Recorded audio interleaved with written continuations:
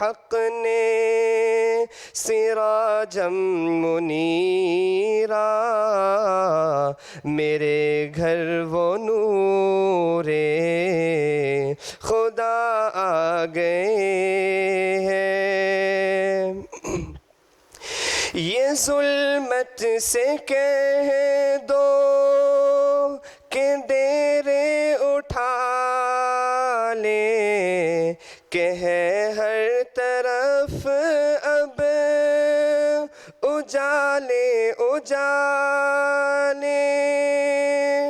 یہ ظلمت سے کہہ دو کہ ڈیرے اٹھا لیں، کہ ہے ہر طرف اب اجالے اجالے۔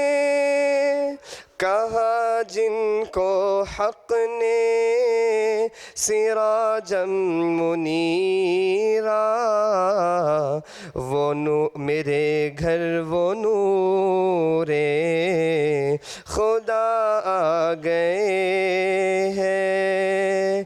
یہ کہتی تھی گھر گھر میں جا کر حلیمہ، میرے گھر میں خیر الورا آ گئے ہیں۔ یہ سن کر سخی آپ کا آستانہ، ہے دامن پسارے ہوئے سب زمانہ۔ یہ سن کر سخی آپ کا آستانہ، ہے دامن پسارے ہوئے سب زمانہ۔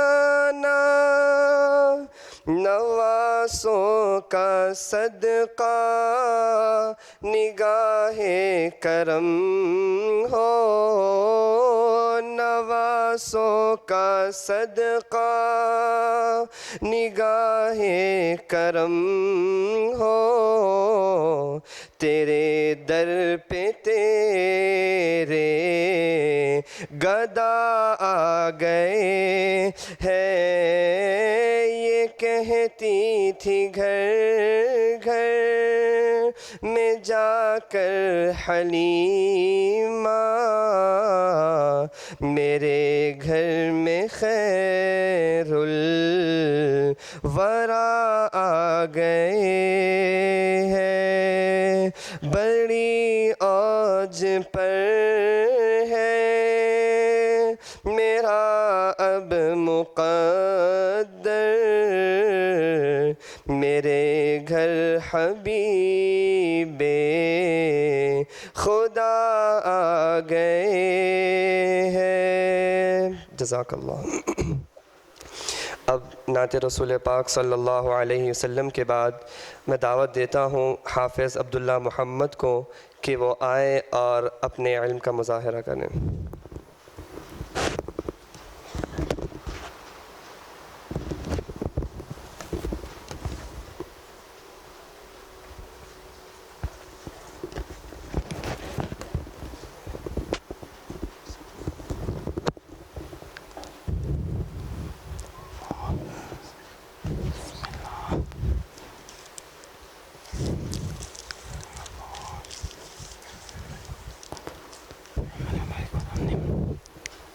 السلام علیکم ورحمۃ اللہ وبرکاتہ.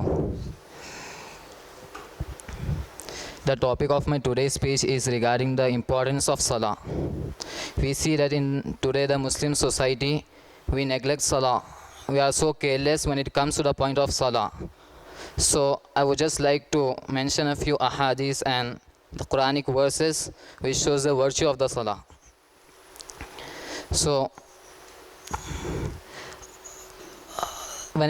let's us first see how the Salah was commanded, how the Salah was revealed to Prophet Sallallahu Alaihi Wasallam. When it comes to the other good deeds, like the commandment of Roza or the command of giving zakah. Allah says in the Quran, Ya ayyuhalladhina amanu kutiba alaykumus siyam. O believers, fast. It is obligatory on you to fast. When it comes to the point of zakah, Allah said, wa aqimus salah wa atuz zakah. Give zakah. So, like other deeds, it was sent, Allah subhanahu wa ta'ala revealed it through the Jibreel alayhi salam, and Jibreel alayhi salam came up on earth and he said to Prophet sallallahu alaihi wasallam, and the Prophet sallallahu alaihi wasallam spread that message to the rest of Sahaba.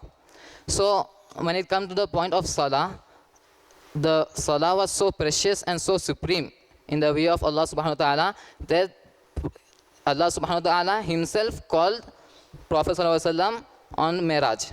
And at that time, on the Mirajun Nabi, Allah subhanahu wa ta'ala and the Prophet sallallahu alaihi wasallam had a beautiful discussion. After that, the Prophet sallallahu alaihi wasallam, Allah subhanahu wa ta'ala gifted the Prophet sallallahu alaihi wasallam with the salah.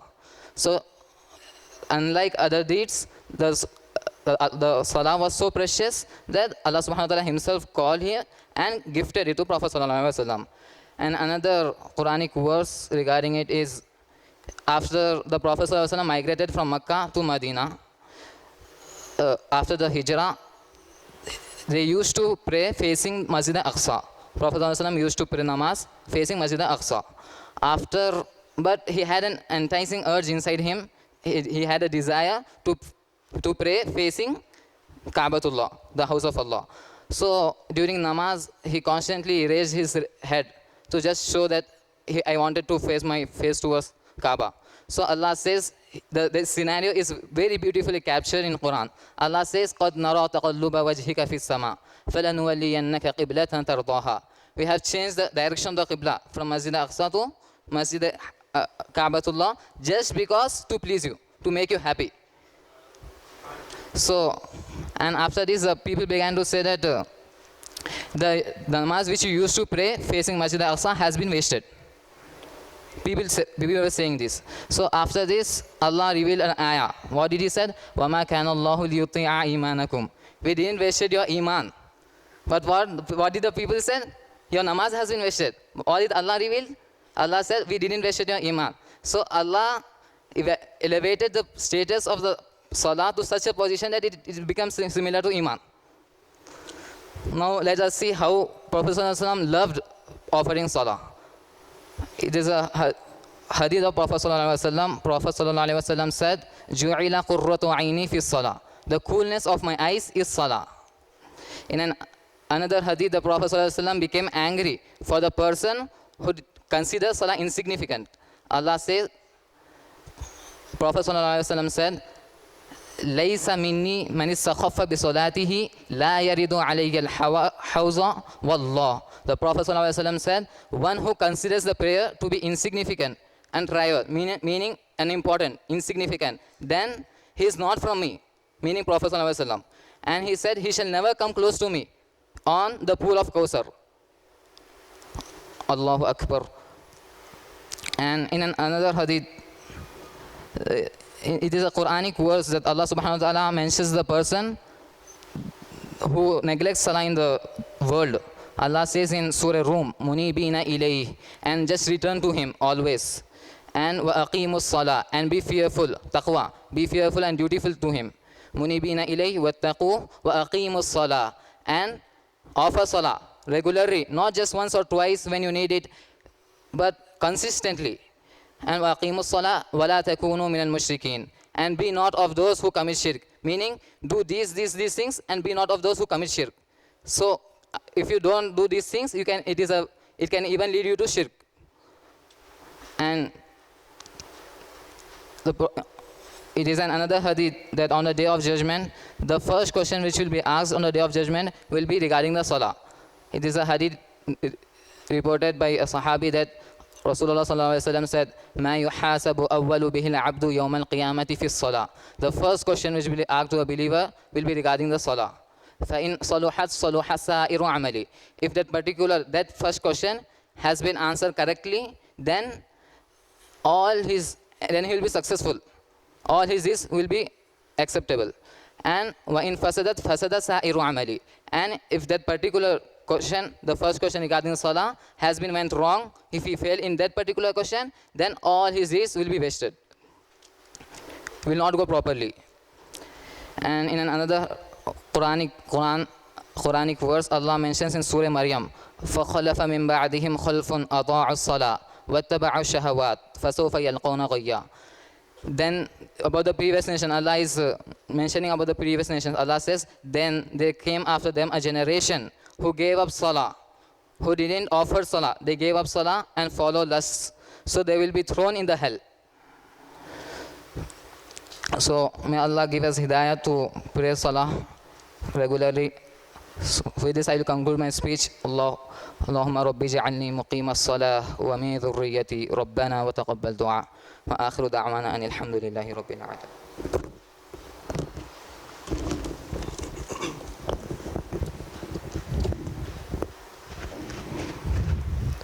ماشاء اللہ. اب قبل اس کے کہ آج کی مبارک محفل کا آغاز ہو، میں ہم تمام حضرات سے گزارش کرتا ہوں کہ اپنے سیل فونز کو سائلنٹ کر لیں اور اس مبارک محفل کے آداب کو ملحوظ رکھتے ہوئے آج کا لیکچر سماعت فرمائیں.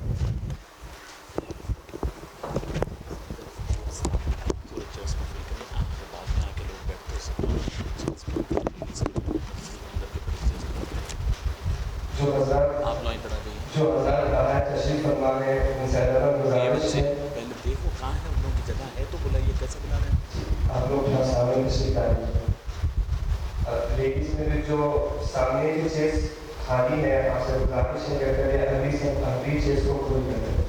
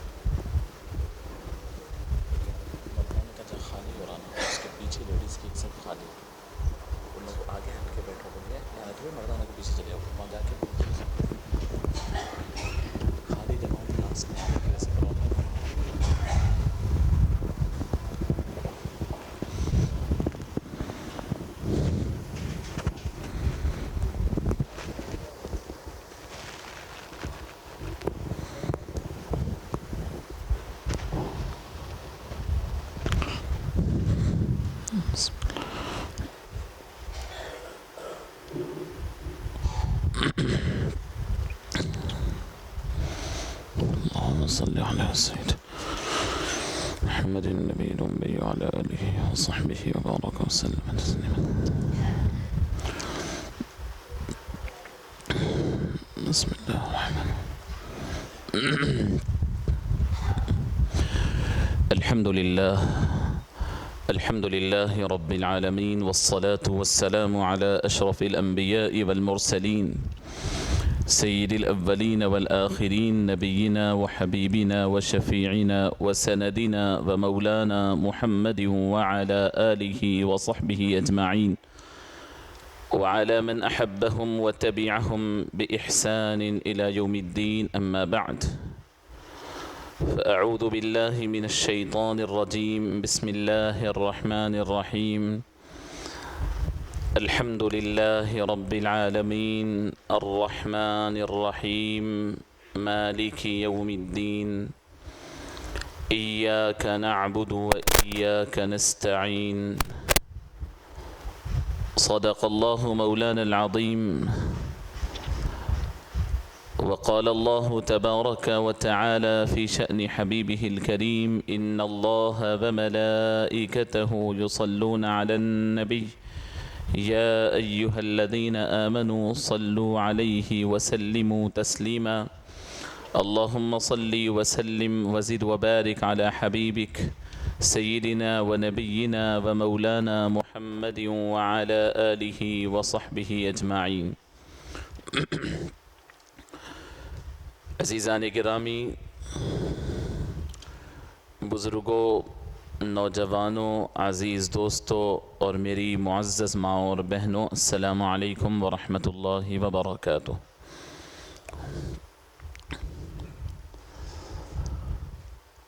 الحمدللہ خطبات سیرت کا یہ چوتھا روز ہے۔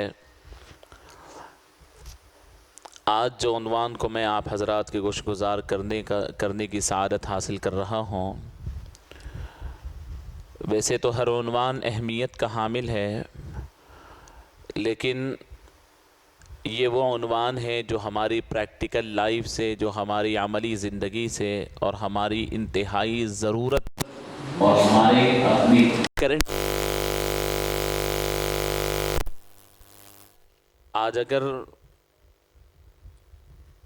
آج کی دنیا کا بغور اور بہت ہی انہماک کے ساتھ اگر غور کیا جائے اور اس کا جائزہ لیا جائے تو اس دنیا کا سب سے بڑا پرابلم آج کا جو ہے وہ میں آپ کے سامنے ڈسکس کرنے جا رہا ہوں۔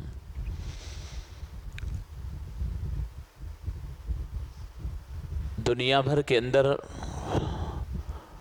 مختلف پرابلمز جو آتے ہیں وہ انسانوں کے پیدا کردہ پرابلمز ہوتے ہیں۔ انسان کی ذہنی کیفیت اور انسان کی تربیت کا نتیجہ ہوتا ہے کہ وہ نئے نئے قسم کے پرابلمز کریٹ کرتا ہے اس زمین کے اندر۔ اللہ نے فرمایا زمین و آسمان کو اور یہاں کی فضاؤں کو، یہاں کے ماحول کو تو اللہ نے بہت زبردست انداز میں مزین کیا، بنایا ہے۔ یہ مکمل ایک انتہائی بہترین دنیا اللہ نے بنا کر انسان کو عطا فرمائی تھی۔ اس کے اندر جو کوئی بھی خرابی پیدا ہوتی ہے تو وہ انسان کے اپنے ہاتھ سے ہوتی ہے۔ انسان کے بارے میں اللہ نے خود خاص طور پہ فرمایا وَلَا تُفْسِدُوا فِي الْأَرْضِ بَعْدَ إِصْلَاحِهَا، یہ زمین اتنی اچھی ہے اس کو تم کیوں خراب کرتے ہو؟ اچھی خاصی زمین کو خراب کرنے پہ کیوں تلے ہوئے ہو؟ زمین میں فساد مچانے کا مطلب زمین کو خراب کرنا ہے، زمین کو بگاڑنا ہے، یہاں کے انوائرمنٹ کو خراب کرنا ہے۔ جس طریقے سے زمین خراب ہوتی ہے، جس طریقے سے جگہ خراب ہوتی ہے، عمارت خراب ہوتی ہے، ایسے ہی ماحول بھی خراب ہوتا ہے، انسانوں کی فطرتیں بھی خراب ہوتی ہے، ذہن و فکر بھی خراب ہوتا ہے، دل و دماغ بھی خراب ہو جاتا ہے۔ آج کی میری ٹاپک کا عنوان ہے بچوں کی تربیت کے نبوی اصول۔ سیرت طیبہ کی روشنی میں ہم یہ جانیں گے کہ نوخیز بچے جو بچے ہمارے سوسائٹی میں پیدا ہوتے ہیں ان کی تربیت کیسی کی جائے اور اللہ کے نبی صلی اللہ علیہ وسلم کا اس بارے میں کیا اصول تھا۔ عزیزان گرامی، سب سے پہلے میں آپ کو یہ بتلا دوں کہ دنیا بھر کے اندر جتنے قسم کے جرائم ہیں، جتنے کرائمز ہیں، انسان ہی کرتا ہے نا کرائم۔ کوئی جن اور شیطان اتر کر کے کرائم نہیں کرتا۔ کسی جگہ سے چوری کرنا ہو، کسی کا قتل کرنا ہو، کسی کے ساتھ زناکاری کرنا ہو، کسی کے گھر کو برباد کرنا ہو، کسی کے سکون کو اجاڑنا ہو، کسی کے مال و دولت کو غبن کرنا ہو، کسی کے پراپرٹیز کو قبضہ کرنا ہو، جھوٹ ہو، تمام چیزیں ہو، یہ تمام کون کرتا ہے؟ کوئی دوسری مخلوق نہیں کرتی، وہ انسان ہی کرتا ہے۔ وہ انسان جو آج طاقتور نوجوان ہے، جوان ہے، کل وہ ایک بچہ تھا، کل ایک معصوم تھا۔ دنیا سے پوچھے تو دنیا کہتی ہے کہ انسان جو کرائم دنیا کے اندر بڑھتا ہے اس کی وجہ غربت ہے۔ لوگ غریب ہونے کی وجہ سے، معاشی تنگی کی وجہ سے جرم کرتے ہیں۔ کسی نے کہا کہ غربت نہیں، تعلیم کی کمی کی وجہ سے یعنی انسان جرائم کا مرتکب ہوتا ہے۔ کسی نے کہا کہ نہیں، ضروریات کے زیادہ ہونے اور خواہشات کے بڑھ جانے سے انسان جرائم کا مرتکب ہوتا ہے۔ کرمنل لوگ جو پکڑے جاتے ہیں، جو تمام پولیس اسٹیشنز میں اور تمام یعنی جیلوں میں جاتے ہیں، ان پہ سروے کیا گیا۔ تو یقیناً بہت سارے لوگ جرم کرتے ہیں اپنے پیٹ پالنے کے لیے، اپنے بچوں کے لیے، یا پریشان حال ہوتے ہیں وہ لوگ بھی جرم کرتے ہیں۔ معاشی تنگی بھی جرم کا ایک سبب ہے، تعلیمی کمی بھی جرم کا ایک سبب ہے، لیکن ایسے واقعات بھی آج پولیس اسٹیشنز میں، علماء کے پاس، جیلوں کے اندر ایسے واقعات بھی آ رہے ہیں کہ اگر دیکھا جائے اس بچے کو، اس کرمنل کو لا کر کے اس مجرم کو ٹھہرایا جائے اور ان کے پیرنٹ کو بلایا جائے تو بوتھ پیرنٹ ایجوکیٹڈ ہے، پڑھے لکھے ہیں، سنجیدہ ہے، بہترین فیملی سے بلانگ کرتے ہیں۔ اگر آپ دیکھیں تو ان کی قابلیت بھی بڑی زبردست ہے، ان کے اندر صلاحیت بھی ہے، قابلیت بھی ہے، ٹھیک ہے، ان کے پاس پوری دنیا کو سنبھالنے کی صلاحیت ہے۔ کوئی بہت بڑا ٹیچر ہے، جا کر کے یونیورسٹی کا پروفیسر ہے، بہت سارے بچوں کی زندگی بنا رہا ہے۔ کوئی بہت بڑا موٹیویشنل اسپیکر ہے جس سے لوگ بہت سارے سن کر کے انسپائر ہو رہے ہیں۔ ان کا پورا خاندان ان کا بہت زبردست انداز سے تیار ہے۔ دو طرف بھی دیکھیں، ننیال بھی قابل ہے، ددیال بھی قابل ہے، پیسہ پوچھے تو ہے، تعلیم پوچھے تو ہے، ہر چیز ان کے پاس ہے، لیکن اس کے باوجود ان کا بچہ سخت ترین جرم میں پکڑا جاتا ہے۔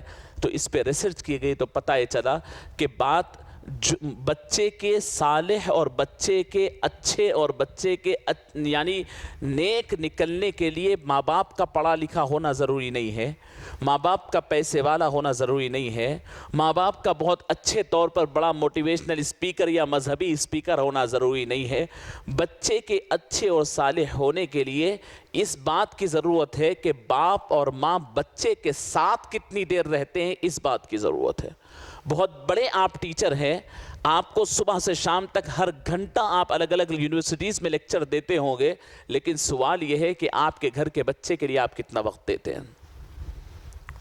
سوال یہ ہے کہ آپ اپنے بچوں کے لیے کتنا ٹائم دیتے ہیں؟ تو عمومی طور پر دنیا والوں کے لیے بہت بڑا درجہ رکھنے والے، بہت بڑی اہمیت رکھنے والے اپنے گھر کے ماحول اور اپنے گھر کے بچوں کے متعلق اکثر فیل ہوا کرتے ہیں۔ قرآن پاک کی آیت کریمہ میں نے آپ کے سامنے مشہور ترین سورت آپ کے سامنے تلاوت کی، سورہ فاتحہ۔ اس سے پہلے کہ اس قرآن پاک کی ان آیات کریمہ کا ترجمہ اور تشریح آپ کے سامنے میں پیش کروں، تمہیدی طور پر 3 باتیں آپ حضرات کی گوش گزار کرنا چاہتا ہوں۔ 3 باتیں آپ حضرات کی گوش گزار کرنا چاہتا ہوں، قرآن پاک اور آئندہ آنے والے احادیث کریمہ کی روشنی میں آپ کو وہ تمام باتیں بتلاؤں گا۔ سب سے پہلے انسان یہ ذہن میں رکھے کہ بچہ جس گھر میں پیدا ہو رہا ہے، اللہ رب العزت نے یہ قانون فطرت بنایا ہے، اللہ کو قیامت تک انسانیت کو برقرار رکھنا ہے۔ رب العالمین نے یہ آپ کے درمیان ڈیوائیڈ کیا ہے اپنی مخلوق کو، کسی کو 3، کسی کو 4، کسی کو 2، کسی کو 1، کسی کو نہیں، کسی کو بچیاں، کسی کو بچے، کسی کو دونوں۔ قرآن کہتا ہے یہ اللہ کی مرضی ہے، اصل میں یہ اللہ کی مخلوق ہے، اصل میں یہ اللہ کا بندہ ہے، اصل میں یہ اللہ کا ہے۔ اللہ نے آپ کے گھر میں اللہ نے طے کیا ہے کہ ان کے گھر میں 3 بچے اگر پلنے کی صلاحیت ہے تو آپ کو 3 دیے ہیں۔ تو پہلے یہ یاد رکھے کہ یہ اللہ کے بندے ہیں۔ میرا اپنا بیٹا ہونے سے پہلے یہ اللہ کا بندہ اور اللہ کے نبی صلی اللہ علیہ وسلم کا امتی ہے۔ حدیث شریف بھی آگے احادیث کی کثرت آپ سنیں گے۔ فرمایا کل مولود یولد علی فطرتی، ہر بچہ اپنی فطرت پہ پیدا ہوتا ہے۔ فطرت کا مطلب کیا ہے؟ فطرت کے متعلق فرمایا وہ اللہ کا بندہ، نبی کا امتی بن کر کے پیدا ہوتا ہے۔ فَأَبَوَاهُ يُهَوِّدَانِهِ وَيُنَصِّرَانِهِ وَيُمَجِّسَانِهِ، تو ان کے ماں باپ ہے جو اپنے رنگ میں رنگ دیتے ہیں۔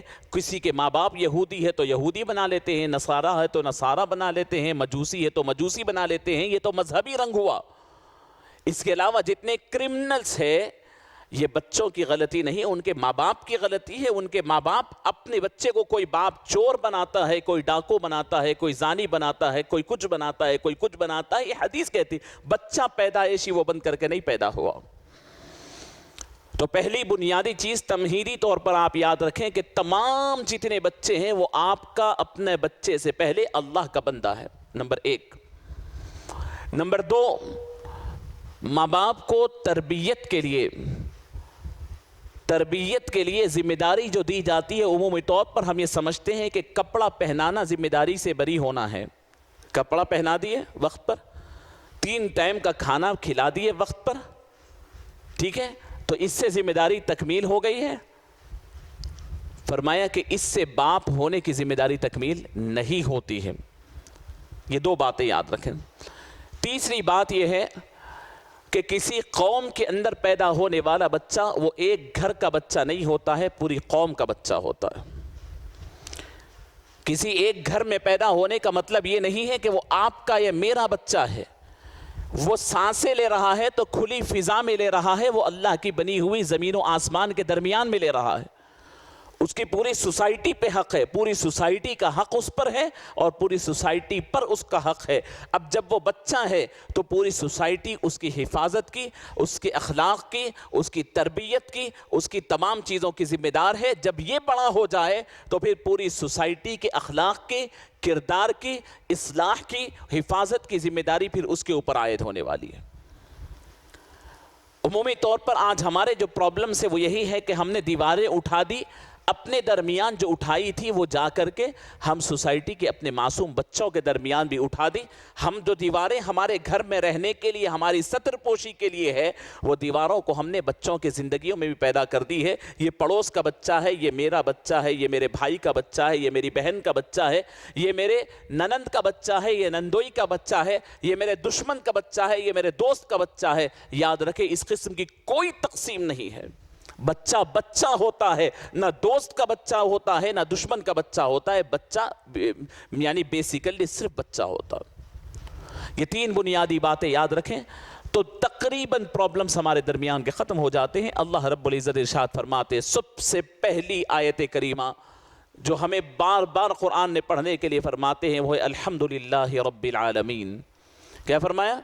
अल्हम्दुलिल्लाहि रब्बिल आलमीन। तमाम तारीफ़ इस कायनात के परवरदिगार के लिए है। रब फरमाया, क्या फरमाया? रब, रब्बिल आलमीन। रब किसे कहते हैं? रब किससे निकला है? रब का मतलब क्या है? अरबी ज़बान में फरमाया रब्बा युरब्बी तरबियतन। तरबियत से रब है।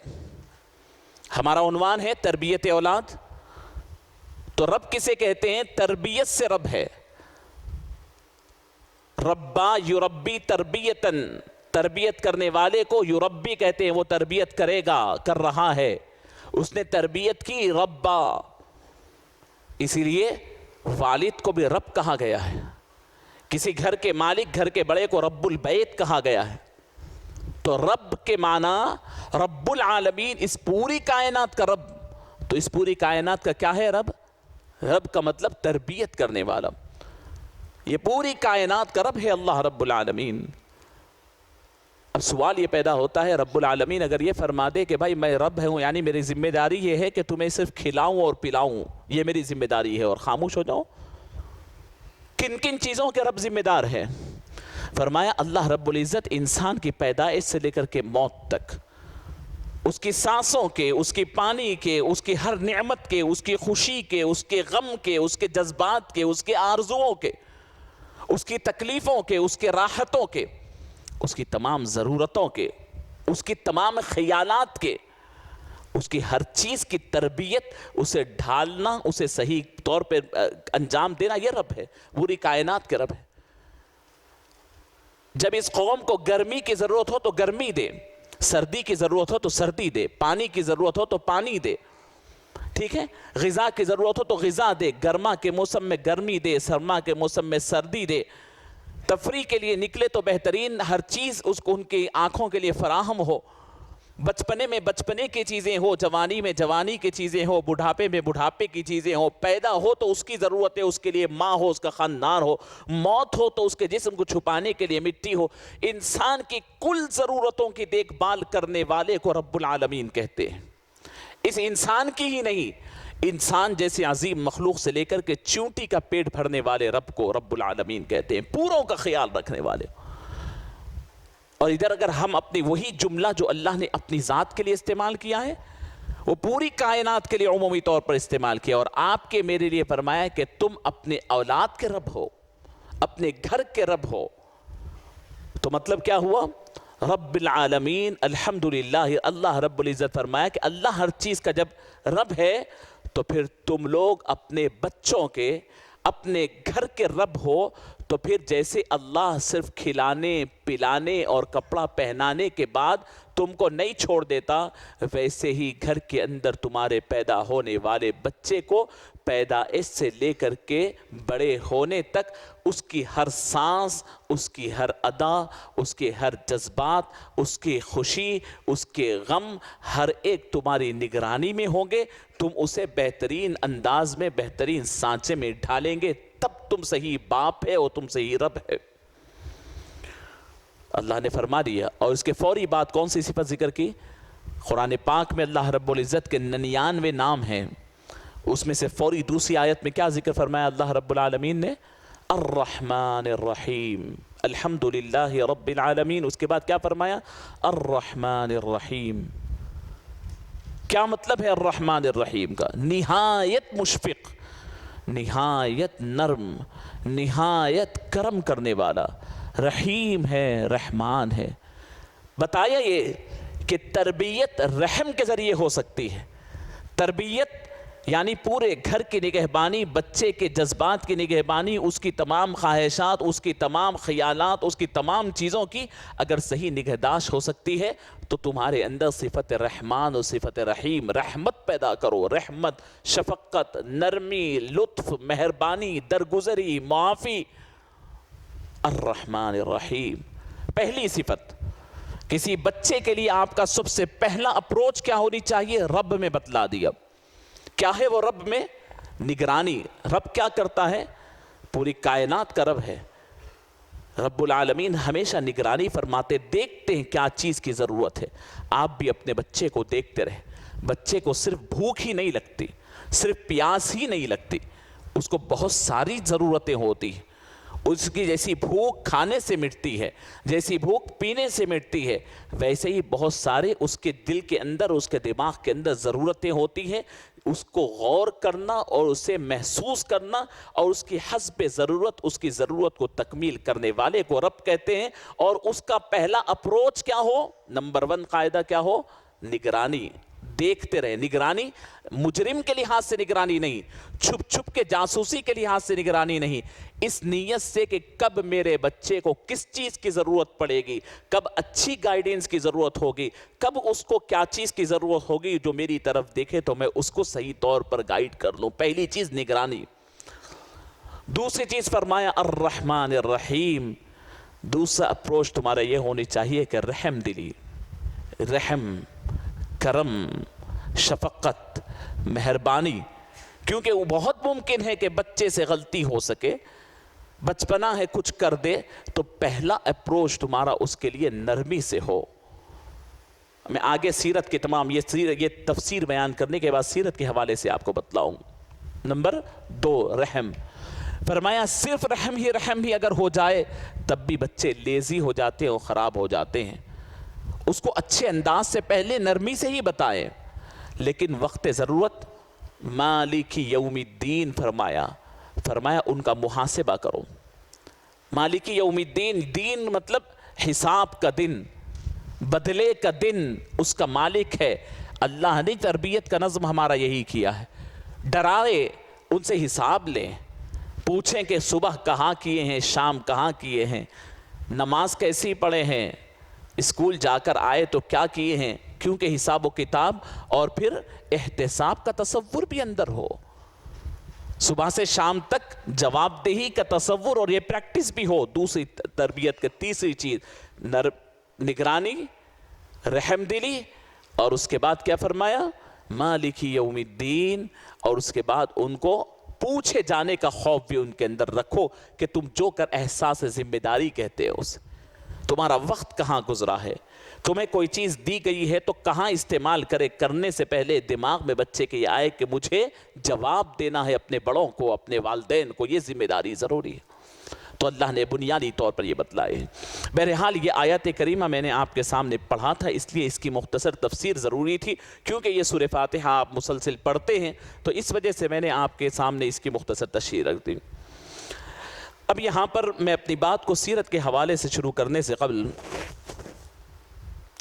آپ کو یہ بتلا دوں کہ یہ عنوان میں تو سمجھتا تھا کہ ایک دن میں ختم ہو جائے گا، لیکن جیسے جیسے میں مطالعہ کرتا گیا تو یہ اندازہ اور یہ احساس ہوا کہ یہ عنوان ایک دن میں ختم ہونے والا نہیں ہے، اور میں چاہتا ہوں کہ اس کو مکمل تکمیل کروں، چونکہ اس کے کئی مراحل ہیں۔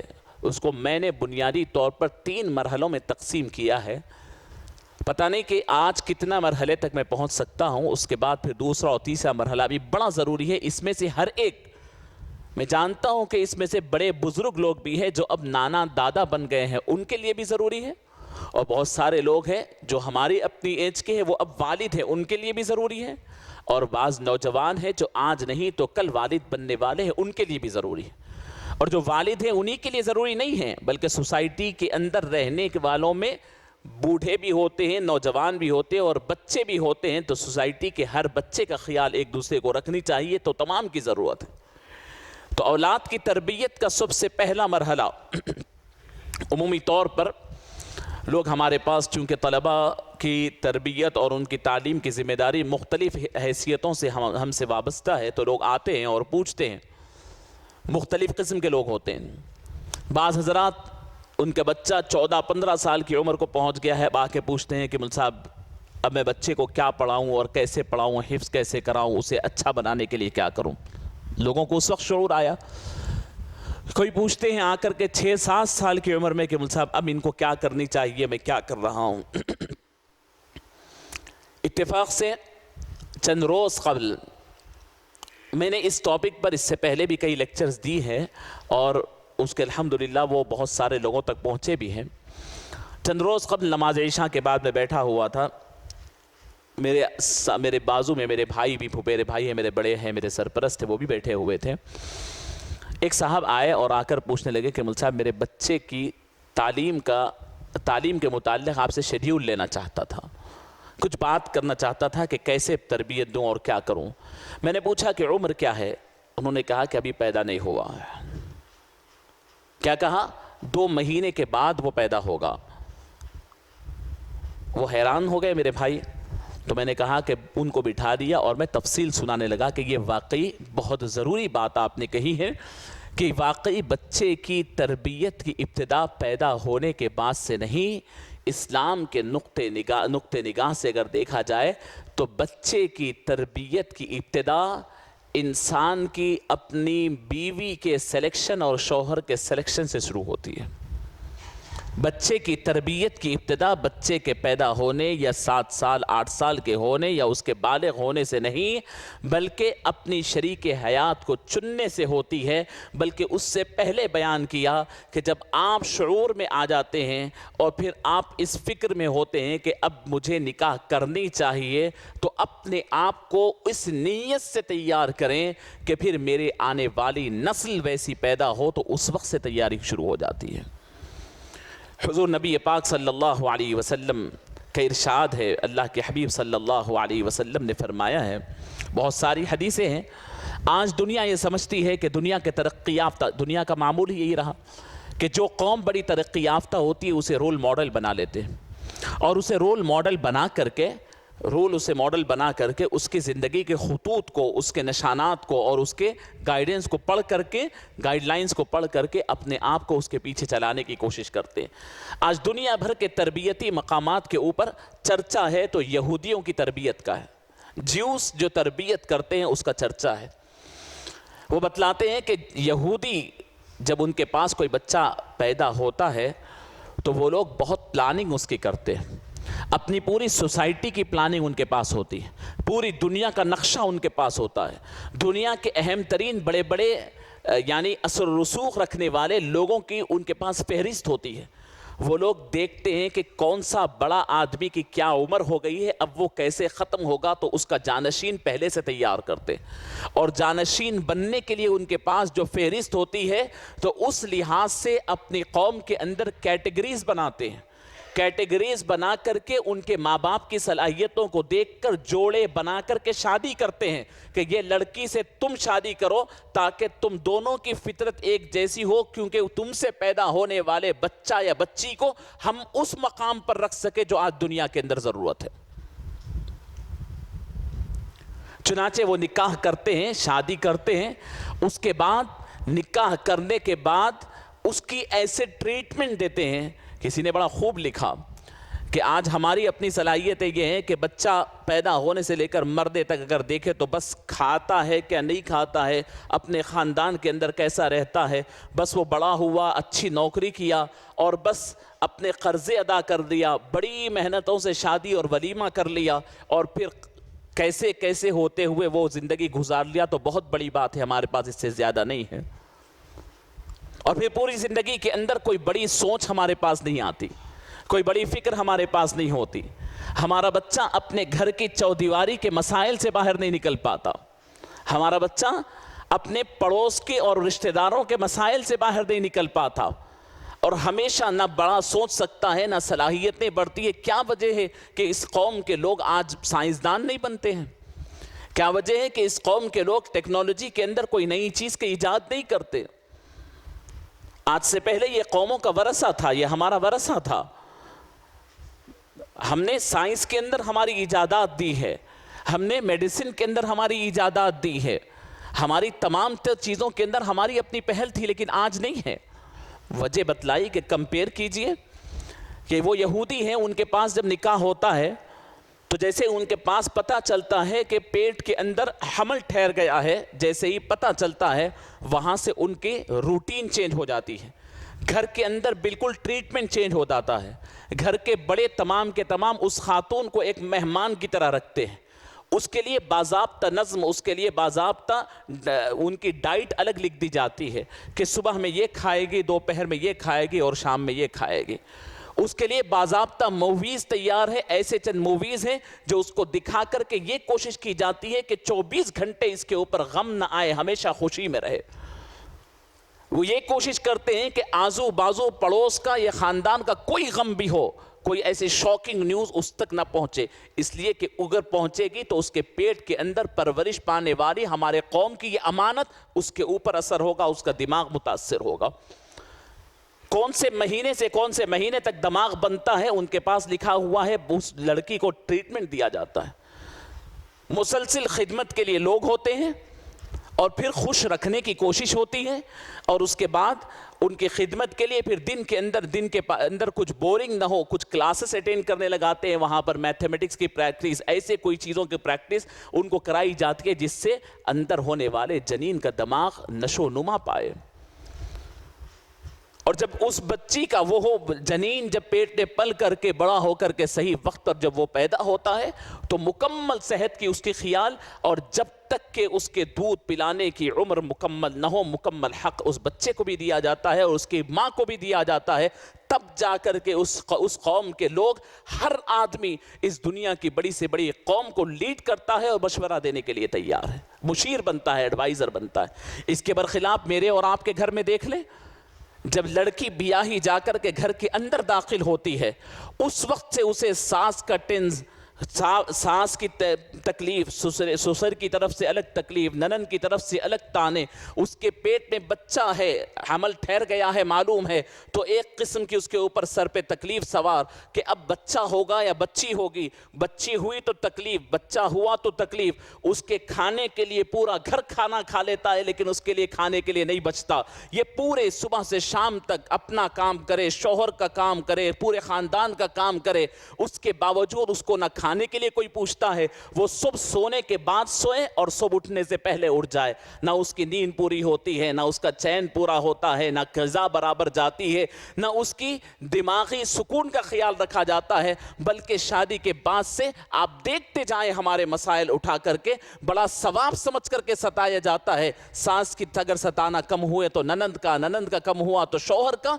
इस हालत में बच्चा अगर हो सके तो, अगर किस्मत को अगर बच्चा हो जाए तो ठीक है, अगर बच्ची हो जाए तो फिर उसके ऊपर कई महीनों और सालों तक उसके ऊपर टेंस किया जाता है। تو اس کا پورا اثر اس بچے کے دل و دماغ کے اوپر، اس کا دل اسی میں بن رہا ہے، دماغ اسی میں بن رہا ہے۔ یہ ہماری سوسائٹی ہے کہ ہم نے خود بچوں کا گلا، بچوں کا دماغ اس وقت سے ڈیمیج کیا ہے جب گھر کے اندر بہو آتی ہے، ہم یہ سمجھتے ہیں کہ اپنی بہو اور بیٹیوں کے ساتھ بدسلوکی صرف اس کے دل کو تکلیف پہنچاتی ہے۔ نہیں، آپ اطمینان رکھیں، اللہ آپ کی اس بدسلوکی کا یہ صلہ دیتا ہے کہ آپ کے گھر کے اندر ایک بدمزاج، ایک تیز مزاج، ایک ترشرو، ایک بد اخلاق جنین جنم لیتا ہے، اور یہ ہو رہا ہے سوسائٹی کے اندر۔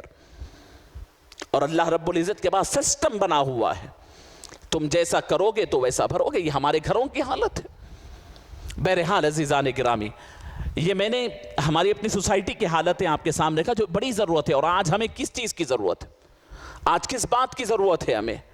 آج اس بات کی ضرورت ہے کہ اس امت کو، آج ضرورت اس بات کی ہے کہ پوری امت کو ہاتھ میں لے کر کے ٹھہرنے والا نوجوان چاہیے۔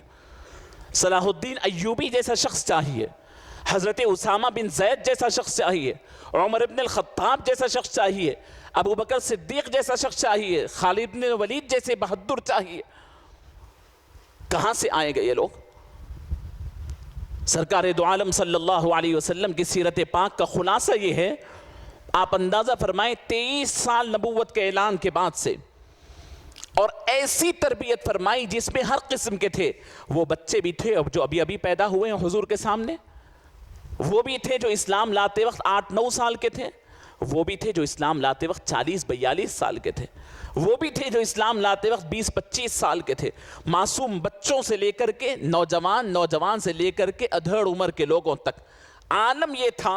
اس 23 سال میں حضور جب اس دنیا سے تشریف لے جا رہے تھے، کل آپ نے سنا حضور نے پورے یقین سے کہا کہ یہ جتنے لوگ ہیں ایک کو بھی الگ نہیں کیا، جتنے لوگ ہیں قیامت تک کے لیے ان کو ایسے تیار کر دیا ہو، تم ان میں سے کوئی ایک حبشی غلام کو بھی اگر پکڑ لو تو وہ تمہیں جنت تک لے جانے کے لیے کافی ہے۔ یہ تربیت حضور نے فرمائی تھی۔ اتنا اعتدال، اتنا توازن قائم کیا تھا، اتنا توازن۔ تم گھر کا معاملہ پوچھ لے، باہر کا معاملہ پوچھ لے، عدالت کا معاملہ پوچھے، حکومت کا معاملہ پوچھے، نماز کا معاملہ پوچھے، جنت کا معاملہ پوچھے، کیا فرمایا؟ اصحابی، میرے پورے صحابہ جتنے ہیں 1.5 لاکھ 2 لاکھ، ایک ایسی کلاس جس کے اندر کا ایک بچہ فیل نہیں ہے۔ فیل تو فیل اس کے اپنے اعلیٰ معیار سے ایک لیول کے لیے کم نہیں ہے۔ ایک ایسی کلاس 1.5-2 لاکھ کی تیار کر کے گئے جس میں فرمایا کہ اس میں سے ایک کے اندر بھی عدم توازن نہیں۔ ایسا نہیں پائیں گے کہ یہ بہت غسیلے ہیں یا یہ بہت دنیا کے معاملے میں بہت اچھے ہیں، یہ دین کے معاملے میں بہت اچھے ہیں۔ کوئی تقسیم نہیں۔ فرمایا کہ اصحابی کن نجوم، میں نے اپنی صحبت میں رہنے والوں کو ایسی تربیت دی ہے۔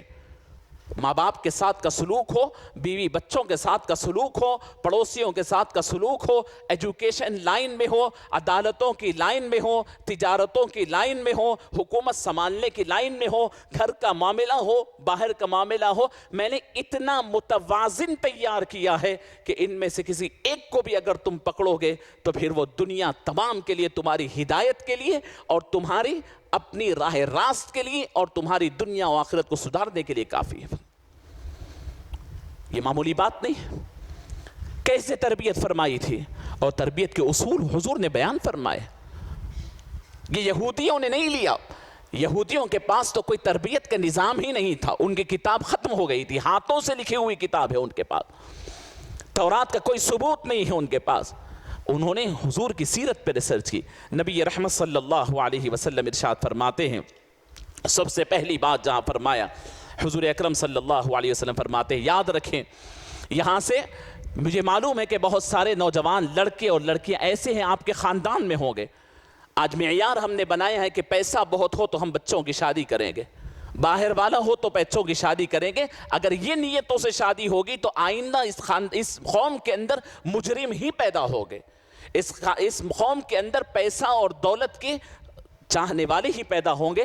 اگر آپ کو اس قوم کے اندر صالح اور نیک اور ایک اچھا معاشرہ تشکیل دینا چاہتے ہیں تو تربیت کا انداز کہاں سے شروع ہو؟ سماعت فرمائے۔ قرآن پاک میں اللہ رب العزت ارشاد فرماتے ہیں، وَأَنْكِحُوا الْأَيَامَ مِنْكُمْ وَالصَّالِحِينَ مِنْ عِبَادِكُمْ وَإِمَائِكُمْ۔ فرمایا اللہ رب العزت ارشاد فرماتے ہیں کہ تمہارے درمیان کی عورتوں کی شادی کرو، وَالصَّالِحِينَ مِنْ عِبَادِكُمْ وَإِمَائِكُمْ، تمہارے صالح مرد اور صالح عورتوں کی شادی کرو فرمایا۔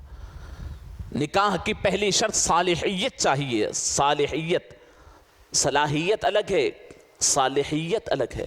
صلاحیت کسی انسان کے ہنر کو کہتے ہیں صلاحیت، صالحیت یہ انسان کی فطری نیکی کو کہتے ہیں، کیریکٹر کی نیکی کو کہتے ہیں۔ صالح کون ہے؟ قرآن اللہ کے نبی صلی اللہ علیہ وسلم ارشاد فرماتے ہیں تخیروا لنطفکم وانکحوا الاکفاء وانکحوا الیہم، فرمایا کہ تم اپنے نسل کو آگے بڑھانے کے لیے، اپنے بچوں کی ماں بننے کے لیے یا اپنے بچے کے باپ بننے کے لیے بہترین انتخاب کرو۔ کیا جملے ارشاد فرمایا، تخیروا لنطفکم۔ ہم یہاں پر کس اعتبار سے انتخاب کرتے ہیں کہ یہ مجھے اچھی دکھ رہی ہے تو میں نکاح کروں گا، یہ مجھے اچھے اسٹیٹس کا دکھ رہا ہے تو، یہ آپ کی ظاہری خوبصورتیاں، ظاہری مال و دولت، یہ یاد رکھ لیجئے کہ چند مہینوں میں اس کی خلائی کھل جاتی ہے۔ آپ یہ دیکھیں کہ جو بچی آپ اپنی بیوی ہونے کے لیے دیکھ رہے ہیں، یہ دیکھیں کہ میں اسے اپنے بچے کی ماں بننے کے لیے پسند کرتا ہوں یا نہیں کرتا ہوں۔ بے حیائی کے لباس پہن کر باہر بے حیائی سے گھومنے والے کو آپ اپنی خواہش کی تکمیل کے لیے تو انتخاب کر سکتے ہیں، لیکن اس کے گود میں اپنے بچے کو دیکھنا آپ گوارا نہیں کر سکتے۔ اس کے گود میں اپنے بچے کو پلنا بڑا ہونا گوارا نہیں کر سکتے۔ تو آپ بجائے یہ کہ آپ اپنی شریک حیات کو چننے کے اپنے بچوں کی ماؤں کو چنا کیجئے، آپ کا انتخاب کا انداز بدل جائے گا۔ اللہ نے فرمایا تخیروا لنطفکم، حضور پاک صلی اللہ علیہ وسلم نے فرمایا تخیروا لنطفکم۔ عزیزان گرامی، نبی رحمت صلی اللہ علیہ وسلم ارشاد فرماتے ہیں، حضور پاک صلی اللہ علیہ وسلم نے کب سے دعا فرمائی؟ یہ پہلا انتخاب بتایا، یہ ماں کے لیے، ماں کا انتخاب۔ جب بالغ ہو جاتا ہے انسان تو اس کی پشت میں اللہ رب العزت نے پانی کے وہ قطرے رکھے ہیں جس سے بچہ پیدا ہوتا ہے۔ فرمایا نبی رحمت صلی اللہ علیہ وسلم نے فرمایا، مشرکین حضور کی نگاہیں کہاں تھی؟ دیکھیے طائف کے میدان میں جب حضور پاک صلی اللہ علیہ وسلم پر پتھر مارے گئے تھے، حضور کو زخمی کر دیا گیا تھا، نبی محترم صلی اللہ علیہ وسلم کو بڑی تکلیف پہنچائی گئی۔ پہاڑوں کے فرشتوں کو حضرت جبرائیل لا کر کے کہے کہ یا رسول اللہ اگر آپ چاہے تو انہیں دبا کر کے یہاں ختم کر دے۔ پتھر سر کو لگ رہے تھے، جسم کو لگ رہے تھے، پورا جسم لہو لہان ہو گیا تھا، پورا جسم لہو لہان ہو گیا، پتھر جسم کو لگ رہے ہیں، مار پڑ رہے ہیں۔ یہاں پر آزو بازو نوجوان ٹھہر کر حویلیوں کے اوپر سے مار رہے ہیں۔ اگر ہم دیکھیں تو صرف چہروں کو دیکھتے ہیں، حضور نے چہروں کو نہیں دیکھا، ان کے پشتوں کو دیکھا، ان کے پیٹھ کے اندر آئندہ آنے والی نسلوں کو دیکھا، اور دیکھ کر حضرت جبرائیل امین علیہ السلام جب یہ پہاڑوں کے فرشتے کو لا کر فرمایا رسول اللہ آپ ہاتھ اٹھا کر دعا کر دیں، یہ دو پہاڑوں کے درمیان کی وادی، ابھی بھی طائف جانے والے دیکھ سکتے ہیں، بڑے پہاڑوں کے درمیان ہے، بس یہ پہاڑ آپس میں مل کر کے انہیں ختم کر دیں گے۔ حضور نے ہاتھ اٹھایا، لیکن ہاتھ اٹھا کر کیا فرمایا؟ اللہم اہدی قومی فإنہم لا یعلمون، اللہ انہیں ہدایت دے دیجئے۔ ان کے مار برداشت کر لیا، لیکن اس کے صلے میں ان کی پیٹھ میں رہنے والی اولاد کو آپ ہدایت دے دیجئے۔ فرمایا ارجو ان یخرج اللہ من اصلابہم من یعبد اللہ وحدہ ولا یشرک بہ شیئا۔ فرمایا کہ جبرائیل تم ان کی حرکتوں کو دیکھ رہے ہیں، لیکن مجھے امید ہے ان کے پشت میں رہنے والی اولادوں سے امید ہے۔ فرمایا ارجو، میں امید کرتا ہوں کہ اللہ ان کی صلبوں سے ایسے بچوں کو پیدا کریں گے جو اللہ کی عبادت کریں گے اور اللہ کے ساتھ کسی کو شریک نہیں فرمائیں گے۔ فرمایا یہ نبی کریم صلی اللہ علیہ وسلم اس وقت سے توجہ دیتے ہیں۔ عزیزان گرامی، اللہ کے حبیب سیدنا محمد رسول اللہ صلی اللہ علیہ وسلم جب لڑکی کا انتخاب ہو جائے، اچھی صالح لڑکی پسند کر لیں، صالح لڑکا پسند کریں، جب نکاح کا معاملہ ہو تو نکاح کے معاملے میں بھی یہی تمام چیزیں ہیں کہ اللہ کا خوف یاد دلایا، دعائیں کرتے ہیں وہاں پر واسطے دے کر، دعائیں دہائیاں دے کر کہ آدم و حوا کی برکت ہو، ہاں ابراہیم و سارہ کی برکت ہو، حضرت اسماعیل، اس کے بعد تمام انبیاء کرام کا نام لے لے کر ان کے اہلیہ محترمہ کی دعائیاں دے کر کے کیا دعا کرتے ہیں؟ اس برکت کی دعا کرتے ہیں کہ مولا وہ برکتیں ہماری اولادوں میں دیجیے۔ زبان سے تو ہم یہی کہتے ہیں، تو یہ سکھایا ہے، تقوی سکھایا۔ اور اس کے بعد فرمایا نبی کریم صلی اللہ علیہ وسلم کی خود صاحبزادی کا نکاح ہو رہا ہے، سیدتنا فاطمہ الزہرا رضی اللہ تعالی عنہ کا نکاح ہو رہا ہے۔ نکاح ہوا، نکاح پڑھائے، اس کے بعد سیدنا علی گھر کے اندر تشریف لے جا رہے ہیں تو حضور پاک صلی اللہ علیہ وسلم بول بھی جائے کہ علی اپنی زوجہ محترمہ کے پاس نہ جاؤ اس وقت تک جب تک کہ میں نہ آ جاؤں۔ کیا فرمایا؟ اپنی زوجہ مطہرہ کے پاس نہ جاؤ اس وقت تک جب تک کہ میں نہ آ جاؤں۔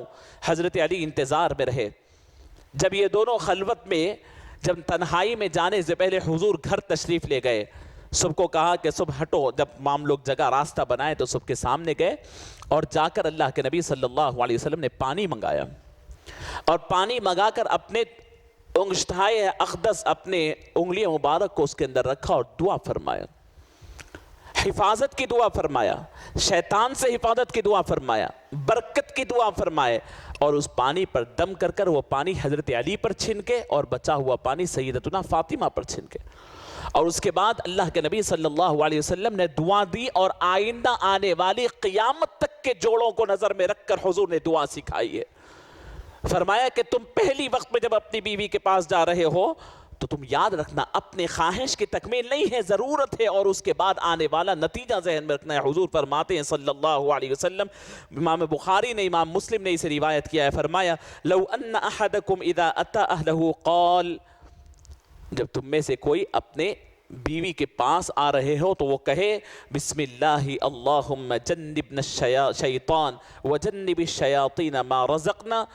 اللہ رب العزت اللہ کے حبیب صلی اللہ علیہ وسلم نے فرمایا کہ تم پہلے جاؤ تو بسم اللہ کہو اور پھر دعا کرو اللہم جنبنا الشیطان، اے اللہ شیطان کے مکر و فریب سے ہماری حفاظت فرما، اور فرمائے وجنب الشیطان ما رزقتنا، اور پھر اللہ آپ ہمیں جو نعمت عطا کریں گے لڑکا اور لڑکی کی صورت میں، اے اللہ اس کو بھی شیطان کے مکر و فریب سے محفوظ فرما۔ فَيُولَدُ بَيْنَهُمَا وَلَدٌ فَلَا يُصِيبُهُ الشَّيْطَانَ أَبَدًا، اگر تم اللہ کے اس خوف سے شیطان سے پناہ مانگتے ہوئے نبی کریم صلی اللہ علیہ وسلم کی سنت کے مطابق اگر تم اس دیواجی تعلقات کو استوار کرتے ہو تو دنیا کا کوئی آدمی نہیں، الصادق المصدوق صلی اللہ علیہ وسلم ضمانت لیتے ہیں کہ تمہارے درمیان ایسی نسل پیدا ہوگی کہ قیامت تک شیطان ان کی زندگی میں دخل اندازی نہیں کرے گا۔ کہاں ہیں ہم لوگ؟ فرمایا ہے نبی پاک صلی اللہ علیہ وسلم نے جب بچہ پیدا ہوتا ہے تو اسی وقت سے شیطان نے وعدے کیا ہے، اللہ سے قسمیں کھایا ہے شیطان، اللہ آپ کی عزت کی قسم، یہ جن کو آپ نے عزت دی ہے میں ذلیل کر کے رہوں گا، جن کے لیے آپ نے جنت پیدا کی ہے میں دوزخ میں بھجا کر رہوں گا، جن کے لیے آپ نے عزتوں سے نوازا ہے میں اس کو سب کے سامنے ذلیل و رسوا کروں گا۔ وہ کر رہا ہے، اور ہماری شادیوں کا انجام دیکھیں کیا ہو رہا ہے۔ تو میں نے آپ کو یہ آپ لکھ لیں، نوٹ کر لیں دعاؤں کو، اور یہ ایک ایک اسٹیپ بائی اسٹیپ میں آپ کو بتا رہا ہوں، ڈیٹیل میں بتا رہا ہوں تاکہ آپ کو یاد ہو جائے۔ اس کے بعد اللہ کے نبی صلی اللہ علیہ وسلم دیکھیں کہ کس طریقے سے صحابہ کرام اور صحابیات کا معمول ہوتا تھا۔ نبی رحمت صلی اللہ علیہ وسلم کیسی تربیت ان کو فرماتے تھے، ایک انتہائی عبرتناک اور انتہائی ایسا واقعہ شاید تاریخ میں کبھی نہیں ملے گا۔ حضرت ابو طلحہ انصاری رضی اللہ تعالیٰ عنہ ہے، ایک مرتبہ نبی رحمت صلی اللہ علیہ وسلم کے کسی کام سے یا کسی جنگ کی وجہ سے حضرت ابو طلحہ کہیں باہر گئے ہوئے تھے، کہیں باہر گئے ہوئے، گھر میں موجود نہیں ہیں۔ گھر کے اندر ان کے صاحبزادے کی طبیعت خراب ہوتی ہے، حضرت ابو طلحہ انصاری رضی اللہ تعالیٰ عنہ کے گھر میں ان کے صاحبزادے کی طبیعت خراب ہو جاتی۔ اب اہلیہ محترمہ ان کے اس زمانے کے لحاظ سے جو تیمارداری ہو سکی کرتے رہے، لیکن اتفاق سے حضرت ابو طلحہ انصاری آنے سے گھنٹہ ڈیڑھ گھنٹہ پہلے اس بچے کا انتقال ہو گیا۔ اب یہ باہر سے تشریف لا رہے ہیں، انہیں پتہ ہے کہ باہر سے تھکے ماندے میرے شوہر آئیں گے، اب یہ بچے کا جو ہونا تھا انتقال تو ہو گیا، فوراً بچے کو اٹھائے اور چھپا دیے، اور چھپا کر کے اپنے آپ کو ٹھیک ٹھاک تیار کر لیا، اپنے آپ کو مزین کر لیا، ٹھیک ٹھاک تیار کیا، گھر میں کھانا بنا دیے اور سب کچھ بنا کر کے تیار رکھے۔ جب شوہر آ رہے ہیں کتنا خیال ہوتا تھا، کیسی تربیت انہوں نے پائی تھی، کھانا بنایا اور جب شوہر آئے تو ان کا استقبال کیے، ان کو کھانا وغیرہ کھلائے، ان کو آرام کی ضرورت تھی، وہ سو گئے، اور انہیں کیونکہ بہت دن کے بعد گھر آئے تھے، ازدواجی تعلقات کی ضرورت ہوتی ہے، تو فرمایا کہ ازدواجی تعلقات کو بھی قائم کیا، لیکن وہ اہلیہ محترمہ نے یہ ذکر نہیں کیا کہ میرے گھر میں انتقال ہوا ہے، وہ پورا آرام کر لیے، اور پوری تھکن اترنے کے بعد جب اٹھے تو ذکر کیا کہ آپ کے صاحبزادے بہت بیمار ہو گئے تھے، بیمارداری کے بعد میرا انتقال ہو گیا ہے ان کا۔ بڑے حیران ہوئے حضرت ابو طلحہ انصاری، کتنا صبر اس عورت کے اندر تھا، کیسا صبر تھا، کیسا اللہ پہ یقین تھا۔ حضرت ابو طلحہ انصاری رضی اللہ تعالیٰ عنہ اس عجیب واقعے کو دیکھ کر ان کو لے کر کے اپنی اہلیہ محترمہ کو حضور کے پاس تشریف لے گئے۔ یا رسول اللہ انہوں نے ایسا کیا ہے، ایک نیا کام کیا، میں آتے ہی بول دینا چاہیے تھا۔ اللہ کے نبی صلی اللہ علیہ وسلم کو یہ پورا واقعہ سنایا تو نبی کریم صلی اللہ علیہ وسلم نے دعا فرمائی کہ اے اللہ، انہوں نے جو صبر کیا ہے، جو اپنے شوہر کے ساتھ حسن سلوک کیا ہے، شوہر کو آتے ہی کوئی شاکنگ نیوز نہ دے کر، تکلیف ماں کو نہ ہوئی تھی ایسا نہیں ہے، لیکن اپنی تکلیف کو چھپا کر کے شوہر کو جو تکلیف سے بچائے ہیں، پروردگار ان کے رات کا جو عمل ان کے آرام کے درمیان ہوا ہے، ازدواجی تعلقات، مولا میں دعا کرتا ہوں کہ اس کے بعد اس سے جو بچہ پیدا ہو، اے اللہ اس کے اندر آپ برکت نازل فرماؤ، اس کی نسلوں میں برکت نازل فرماؤ۔ فرماتے ہیں کہ اللہ رب العزت نے اس سے انہیں لڑکا دیا، اور اس لڑکے سے فرماتے ہیں کہ کم از کم 9 بچے پیدا ہوئے، اور 9 کے 9 حفاظ کرام تھے، فرمایا اللہ کے نبی کے۔ تو جب بچہ پیٹ میں ہوتا تب بھی دعا فرماتے۔ حضور پاک صلی اللہ علیہ وسلم نے کئی مرتبہ سیدتنا فاطمہ زہرا رضی اللہ تعالی عنہا کو اور دیگر ازواج مطہرہ اور دیگر لوگوں کو جب لڑکا پیٹ میں ہوتا، جو آج یہودی کر رہے ہیں، اس سے مرعوب ہونے کی ضرورت نہیں، سید عالم صلی اللہ علیہ وسلم کسی جگہ پر آپ کو آپ کے ہاتھ پھیلانے کا موقع نہیں دیا، آپ کو بتلایا ہے کہ تم اپنے بچہ جب تمہارے پیٹ میں ہو تو اس وقت تم اللہ سے اس کے لیے دعائیں مانگنی چاہیے، اس کی خیر کی دعائیں مانگنی چاہیے۔ باقی تمام چیزیں تو مسلمان کی روٹین ہی ہے کہ اللہ کا ذکر کرے، قرآن پڑھے، درود شریف پڑھے، نمازوں کی کثرت کرے، یہ تمام تو مسلمان کی پریکٹس ہی ہے۔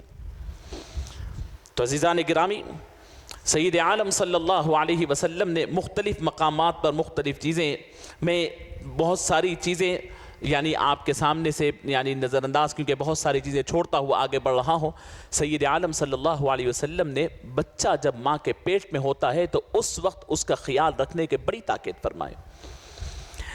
ہم ہوتا یہ ہے کہ کوئی غلطی اگر ماں کی دیکھ لیتے ہیں، حاملہ خواتین ہمارے گھروں میں ہوتی ہیں، ہمارے اپنے معاشرے میں ہوتی ہے، بتائیے کہ کوئی خصوصی ٹریٹمنٹ ہم دیتے ہیں، بلکہ ظلم کی انتہا ہوتی ہے اس کے اوپر۔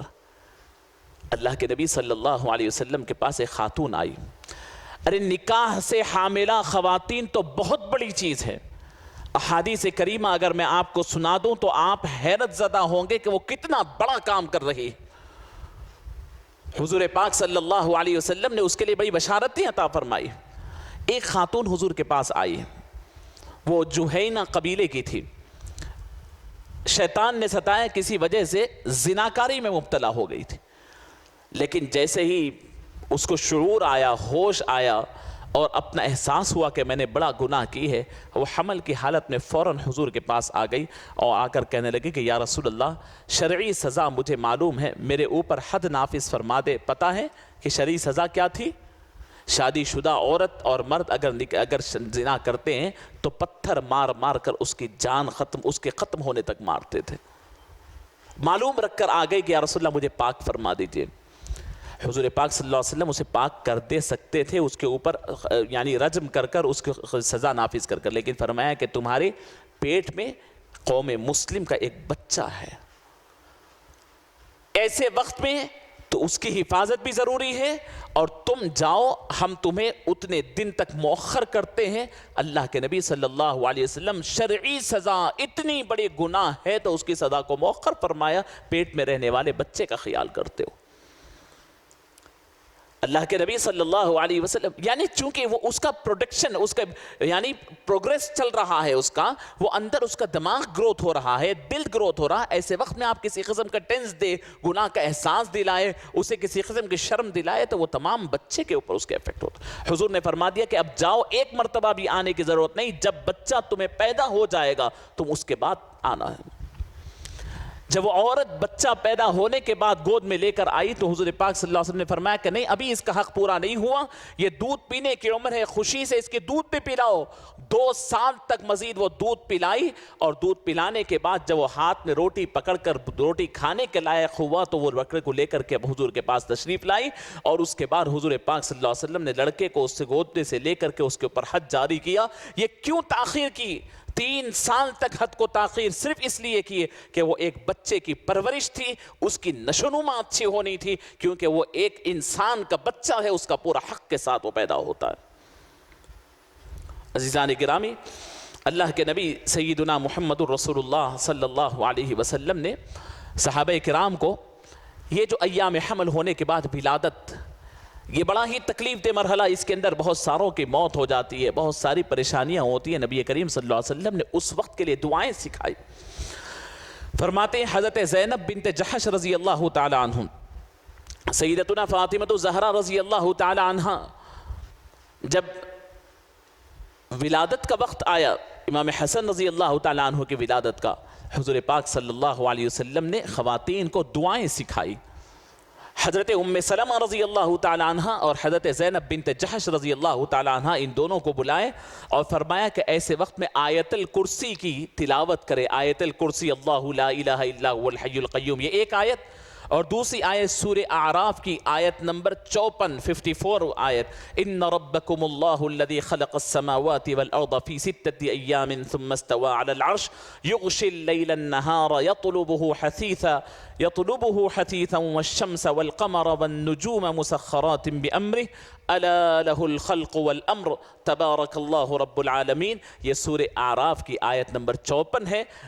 ایک تو آیت الکرسی کی تلاوت کی تاکید فرمائی، سورہ اعراف کی آیت نمبر 54 کی تلاوت کی تاکید فرمائی، اور تیسری چیز نبی پاک صلی اللہ علیہ وسلم نے سورہ یونس کی تیسری آیت کیا ہے؟ ان ربکم اللہ الذی خلق السماوات والارض فی 6 ایام ثم استوى علی العرش یدبر الامر ما من شفیع الا من بعد اذنہ ذالکم اللہ ربکم فاعبدوہ افلا تذکرون۔ یہ دعائیں سکھائے اور دعائیں سکھا کر ولادت کے وقت پڑھنے کی تاکید فرمائی۔ سید عالم صلی اللہ علیہ وسلم، یہ تو وہ بچے جو ماں کے پیٹ میں صحیح سلامت رہ کر کے باہر آتے ہیں تو ان کے لیے اتنے اہتمام فرمایا، ان کی غذا کا بھی اہتمام فرمایا۔ اب بعض مرتبہ اگر حادثہ ہو جاتا ہے کسی وجہ سے تو ماں کے پیٹ میں حمل ساقط ہو جاتا ہے۔ کتنے کریم تھے آقا، 23 سال کی عمر میں، 23 سال کے عرصے میں کیا کیا بتلایا آپ غور فرمائے۔ بہت ساری احادیث اس سلسلے میں آتی ہے، لیکن حضور پاک صلی اللہ علیہ وسلم فرماتے ہیں یہ کیوں، یہ بچے کی کتنی اہمیت ہے آپ غور فرمائیں۔ یہ بچہ اگر پیدا ہو جائے تو اہمیت ہے، یہ بچہ اگر بیچ راستے میں گر جائے تو اہمیت ہے۔ کتنی اہمیت ہے؟ فرمایا والذی نفسی بیدہ ان السقط لیجر امہ بسررہ الی الجنة اذا احتسبتہ۔ فرمایا کہ یہ جو بچہ جو ماں کے پیٹ میں ابھی پورا بننے سے پہلے یا پورا بننے کے بعد حمل ساقط ہو جاتا ہے، کتنا بڑا اہم ہے، غور فرمائے۔ ہم کتنا اس کے ساتھ لاپرواہی کرتے ہیں، غور فرمائے۔ یہ بچہ فرمایا کہ جب یہ حمل ساقط ہو جاتا ہے تو کل قیامت کے روز یہ بچہ اپنے ماں کو، اگر اس کے بارے میں غلط فیصلہ دوزخ کا فیصلہ ہو بھی جاتا ہے تو یہ بچہ اپنے ماں کو پکڑ کر کھینچ کر کے جنت میں لے جائے گا، فرمایا۔ جس کی ابھی نہ صورت ہے دنیا میں، نہ شکل ہے دنیا میں، نہ نام ہے دنیا میں، نہ پہچان ہے دنیا میں، اللہ کے پاس اس کا شمار اتنا بڑا ہے۔ وہ بچہ جو آپ کے پاس آ رہا ہے کتنی اہمیت کا حامل ہے، آپ غور فرمائیں۔ اللہ اکبر۔ حضرت علی مرتضیٰ رضی اللہ تعالی عنہ بھی ارشاد فرماتے ہیں کہ جب ماں کے پیٹ میں بچے کا انتقال ہو جاتا ہے، اگر والدین خدا نخواستہ ان کے عمل میں کوئی کمی ہو اور وہ دوزخ میں جا رہے ہوں، تو یہ پیٹ میں ساقط ہونے والا حمل کا بچہ اللہ کے سامنے ٹھہر کر اللہ سے تکرار کرے گا، اور تکرار اس وقت تک کرے گا جب تک کہ ماں باپ کو بخشا نہ لیا ہوگا۔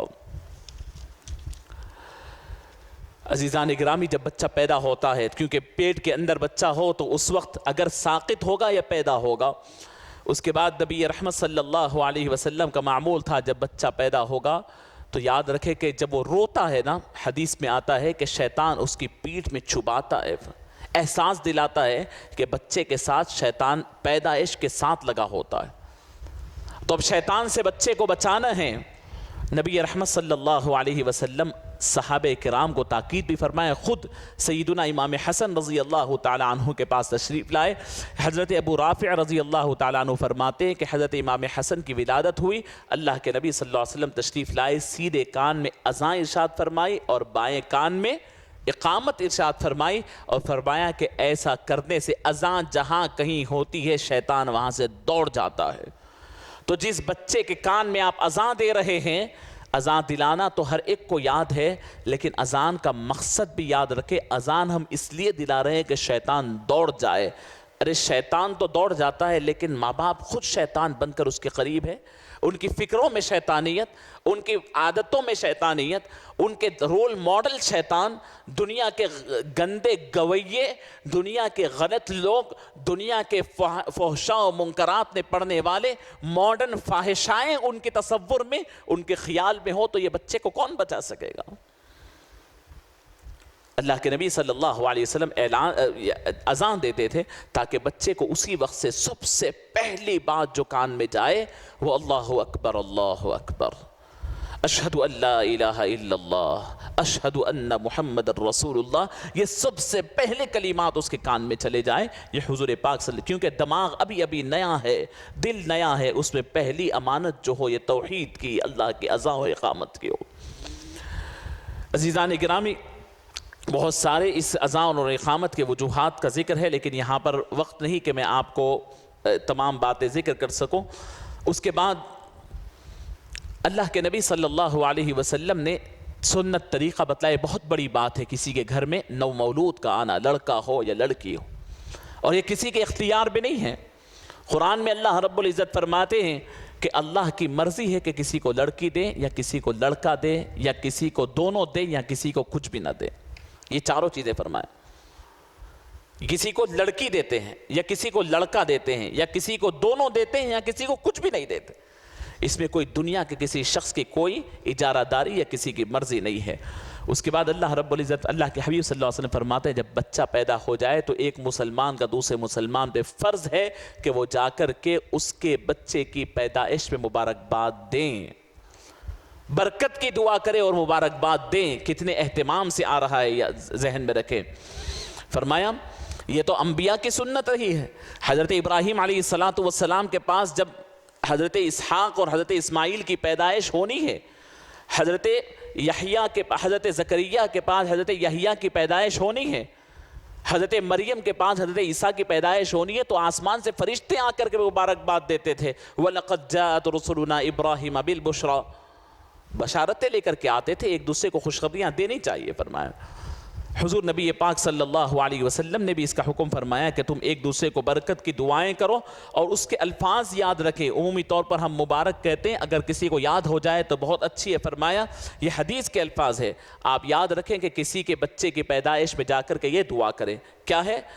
فرمایا بارک اللہ لک فی الموہوب، بارک اللہ لک فی الموہوب، اللہ تمہیں جو عطا کیا ہے اس میں برکت عطا فرمائے۔ اور اس کے بعد فرمایا وَشَكَرْتَ الْوَاهِبْ، اور تو جو اللہ نے دیا ہے اس کا شکر ادا کر۔ اس کے بعد فرمایا وَبَلَغَ رُشْدَهُ وَرُزَقْتَ بِرَّهُ، اور اللہ رب العزت تمہیں اس کی عقل سلیم، یعنی وہ بچہ بلوغیت کو پہنچے اور اللہ باپ کو اس کی نیکیوں کا صلہ عطا فرمائے، یعنی وہ صالح بھی ہو، نیک بھی ہو، اس کی دعا دو تم۔ فرمایا اس کے بعد اس کے بعد کا حق جو بنتا ہے ہم نے کان میں اذان دے دی، اس کے بعد دعا کیے، اس کے بعد کا حق فرمایا کہ تحنیک کہتے ہیں، عمومی طور پر نبی کریم صلی اللہ علیہ وسلم کی سنت ہے کہ جب بچہ پیدا ہو تو یہ کوشش کریں کہ اپنے خاندان کے یا اپنے بزرگوں میں سے، اپنے اساتذہ میں سے، اپنے پیر و مرشد سے کسی سے درخواست کریں کہ آپ چلیں اور ان کے منہ میں اپنے بچے کے لیے کھجور اور شہد کو گھول کر، اللہ کے نبی صلی اللہ علیہ وسلم کی روایات یہاں پر موجود ہے، سیدتنا اسما فرماتے ہیں کہ نبی کریم صلی اللہ علیہ وسلم کی خدمت میں حضرت اسما کون ہے؟ حضرت عائشہ کی بہن، وہ اپنے نومولود بچے کو لے کر کے حضور کے پاس تشریف لائی۔ یہ حضرت اسما، ان کے صاحبزادے کون ہیں؟ عبداللہ ابن زبیر رضی اللہ تعالیٰ عنہ۔ یہ حضرت عبداللہ ابن زبیر کس کے فرزند؟ حضرت زبیر بن عوام رضی اللہ تعالیٰ عنہ۔ فرمایا مدینے میں جانے کے بعد سب سے پہلے یہی صاحبزادے پیدا ہوئے، سب سے پہلے مدینے میں جانے کے بعد حضرت اسما لے کر آئی تو نبی کریم صلی اللہ علیہ وسلم نے کھجور دریافت فرمایا، کھجور لے کر کے اسے اپنے منہ میں نرم کیا اور اس کا لعاب، کھجور کا جو باریک لعاب ہوتا ہے جو حضور کے منہ میں سے نکال کر اس بچے کے منہ میں چکائے، اور جو اس کا گودا ہوتا ہے، اس کا کھجور کا جو گودا، کھجور کے جو اندر کے جو یعنی جو اس کا مواد جو ہوتا ہے وہ نہیں، صرف اس کا لعاب ڈالا، اور جو مواد ہے وہ تالو کے اوپر، جو تالو کے اوپر کا حصہ جو نرم ہوتا ہے نا وہاں پر لگا دیا تاکہ دماغ میں بھی اس کا اثر جائے اور حلق میں بھی۔ ہم لوگ عمومی طور پر بہت سارا کھجور چٹا دیتے ہیں یا کھجور ٹکڑا اندر چلے جائے تو بیچارے کے حلق میں پھنس جائے اور اس کو نقصان ہو جائے، تو تھوڑا سا شہد اور کھجور کا لعاب اندر جائے اور اس کا جو گودا ہوتا ہے وہ سر کے اوپر، پیشانی کے اس کے تالو کے اوپر رکھے، یہ حدیث شریف میں ذکر ہے۔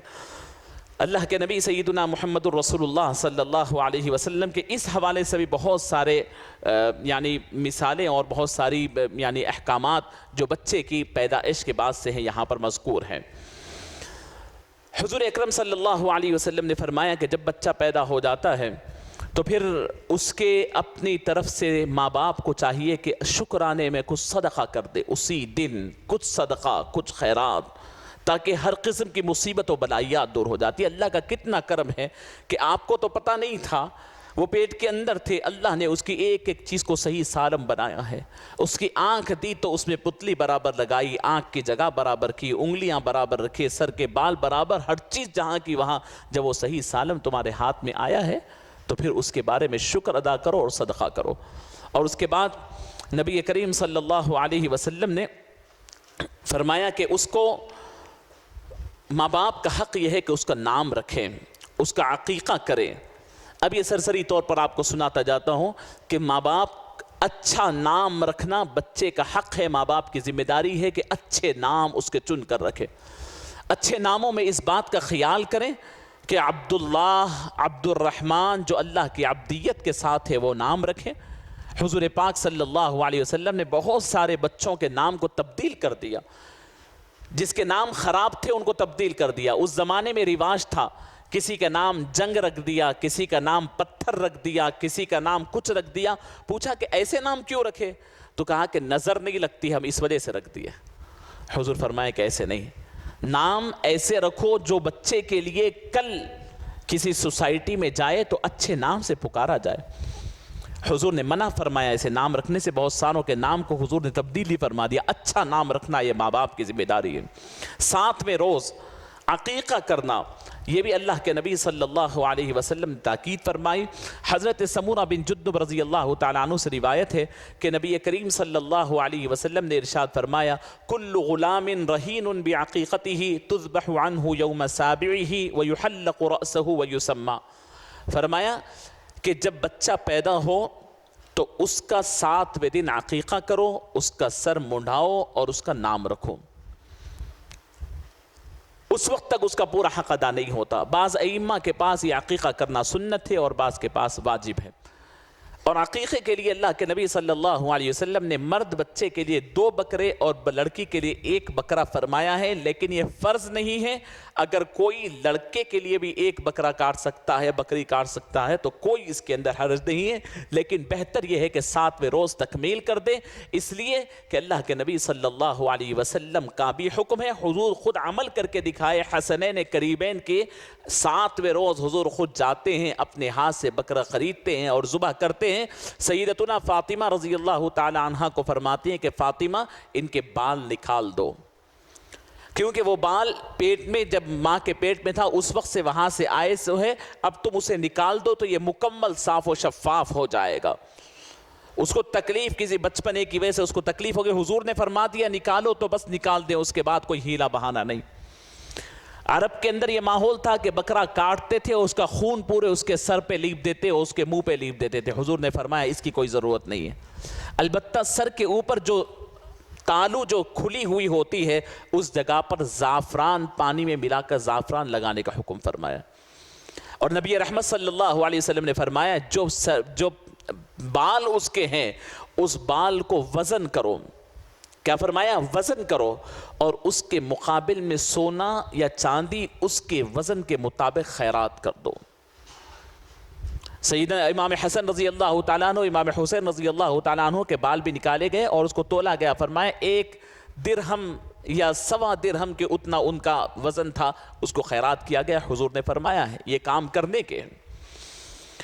اللہ کے نبی سیدنا محمد رسول اللہ صلی اللہ علیہ وسلم نے نام رکھنے کے متعلق بھی آپ نے سماعت فرمایا، برے نام رکھنے کا انکار فرمایا، برے نام مت رکھو بچوں کے، اپنی مرضی مطابق ناموں کے متعلق بڑی طوفان بدتمیزی ہمارے پاس ہے، ہم جیسے چاہے جو چاہے نئے ناموں کے حوالے سے رکھ لیتے ہیں۔ یہ ٹاپک الگ ہے، میں پھر کبھی آپ کے سامنے ذکر کروں گا۔ حضور نبی پاک صلی اللہ علیہ وسلم نے جب بچہ بڑا ہوتا ہے تو حضور کیسے خیال فرمایا، یاد رکھیں جب بچے ہمارے پاس ہوتے ہیں تو ہم بہت اس کے ساتھ لاڑ کرتے ہیں، پیار کرتے ہیں، لیکن اتنی چھوٹی عمر میں حضور پاک صلی اللہ علیہ وسلم نے بچے کے خیال کیسے فرمایا، غور فرمایا۔ پیدا ہو گیا بچہ، اس کے بعد ہم یہ سمجھتے ہیں کہ وہ سن رہا ہے یا نہیں سن رہا ہے ہمیں پتہ نہیں، ٹھیک ہے، اس کے اندر سمجھ ہے یا نہیں ہے ہمیں پتہ نہیں، اس کے شعور یا لاشعوری کا ہمیں پتہ نہیں ہے، لیکن نبی کریم صلی اللہ علیہ وسلم اس کا پورا خیال رکھتے تھے۔ اتنا خیال فرمایا کہ وہ اگر کوئی برے نام سے اسے تم پکارو گے، کچھ بھی نام رکھ لیا ہے، مثال کے طور پر کسی کا نام رافع رکھا ہے، رافع کا مطلب بلند ہونے والا، فرمایا کہ اس نام سے تم پکارو گے تو اس کے اندر تکبر آ جائے گا، بچہ معصوم ہے، تکبر آ جائے گا۔ فرمایا کسی بچے کا نام تم برکہ رکھیں، برکہ حالانکہ اچھا نام ہے، فرمایا مت رکھو، فرمایا کیوں؟ کہ کہیں سے سوال ہوگا کہ ارے وہاں برکہ ہے تو آپ کہیں گے نہیں ہے، تو لوگ بدفعلی لینے لگیں گے کل کے دن کہ ارے وہاں برکت نہیں ہے، بولے اس وجہ سے دوسرے کاموں میں لگ جائیں گے۔ فرمایا ایسے نام مت رکھو، اچھا نام ہے برکہ، لیکن کل کوئی پوچھے کہ ارے وہاں جگہ پر برکت ہے کیا، تو کہے کہ برکت نہیں ہے، تو برکت نہیں ہے بولنا لازم آئے گا۔ تم اپنے بچے کو ان چیزوں میں الجھاؤ نہیں، سادے سیدھے اچھے نام رکھو۔ سرکار دو عالم صلی اللہ علیہ وسلم کے گود میں صحابیات لا کر کے بچوں کو دیا کرتے، سرکار کتنے عظیم، آسمان سے فرشتے نازل ہوتے ہیں، بڑے بڑے صحابہ آزو بازو ہیں، کتنے پاک کتنے عظیم، لیکن سادگی کا معاملہ ملاحظہ فرمائے، نبی کریم صلی اللہ علیہ وسلم کے پاس صحابیات حضور پاک صلی اللہ علیہ وسلم کے گود میں اپنے بچوں کو لا کر کے دیتے تھے، حضور اکرم صلی اللہ علیہ وسلم ان کے لیے دعائیں کرتے تھے، بچے کو گود میں لے کر حضور دعائیں دیتے تھے، ان کی نسلوں میں برکت کی دعا کرتے تھے۔ فرمایا کہ ایک مرتبہ اللہ کے نبی صلی اللہ علیہ وسلم کے پاس ایک صحابی اپنے بچے کو لا کر کے دے رہی، جیسے ہی گود میں بچے کو لیے وہ بچہ پیشاب کر دیا۔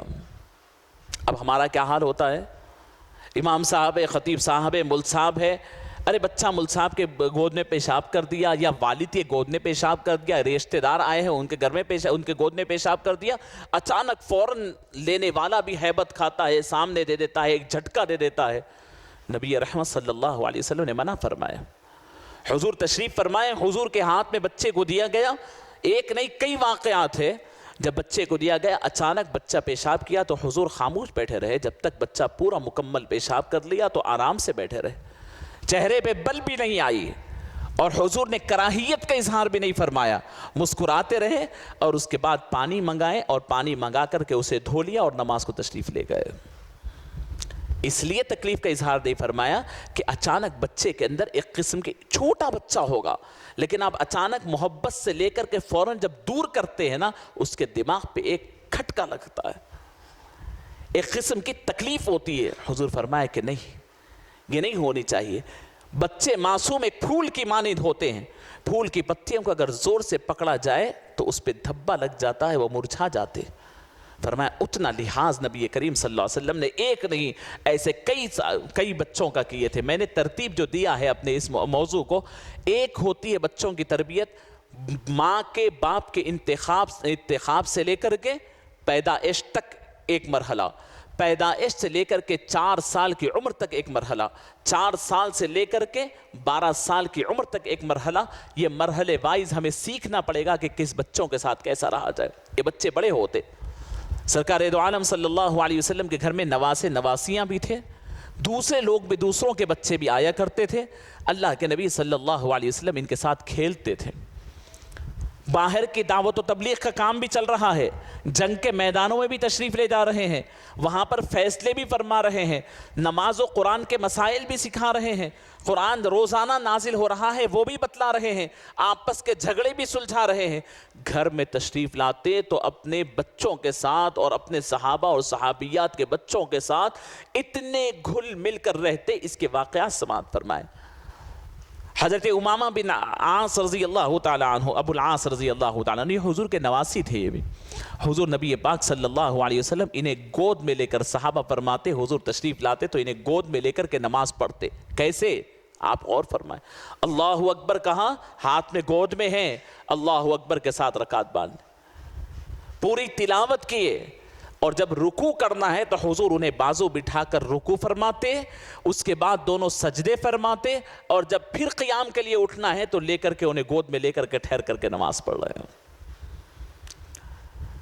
نبی کریم صلی اللہ علیہ وسلم، حضرات حسنین کریمین کے تو ایسے کئی واقعات ملتے ہیں۔ فرمایا کہ ایک مرتبہ نبی، صحابہ فرماتے، پورے احادیث پڑھ کر کے سنانے کا وقت نہیں، صحابہ فرماتے ایک مرتبہ دونوں امام حسن امام حسین کو لے کر کے مسجد میں تشریف لا لیے، دونوں کو بازو بٹھائے اور نماز پڑھانا شروع کر دیے۔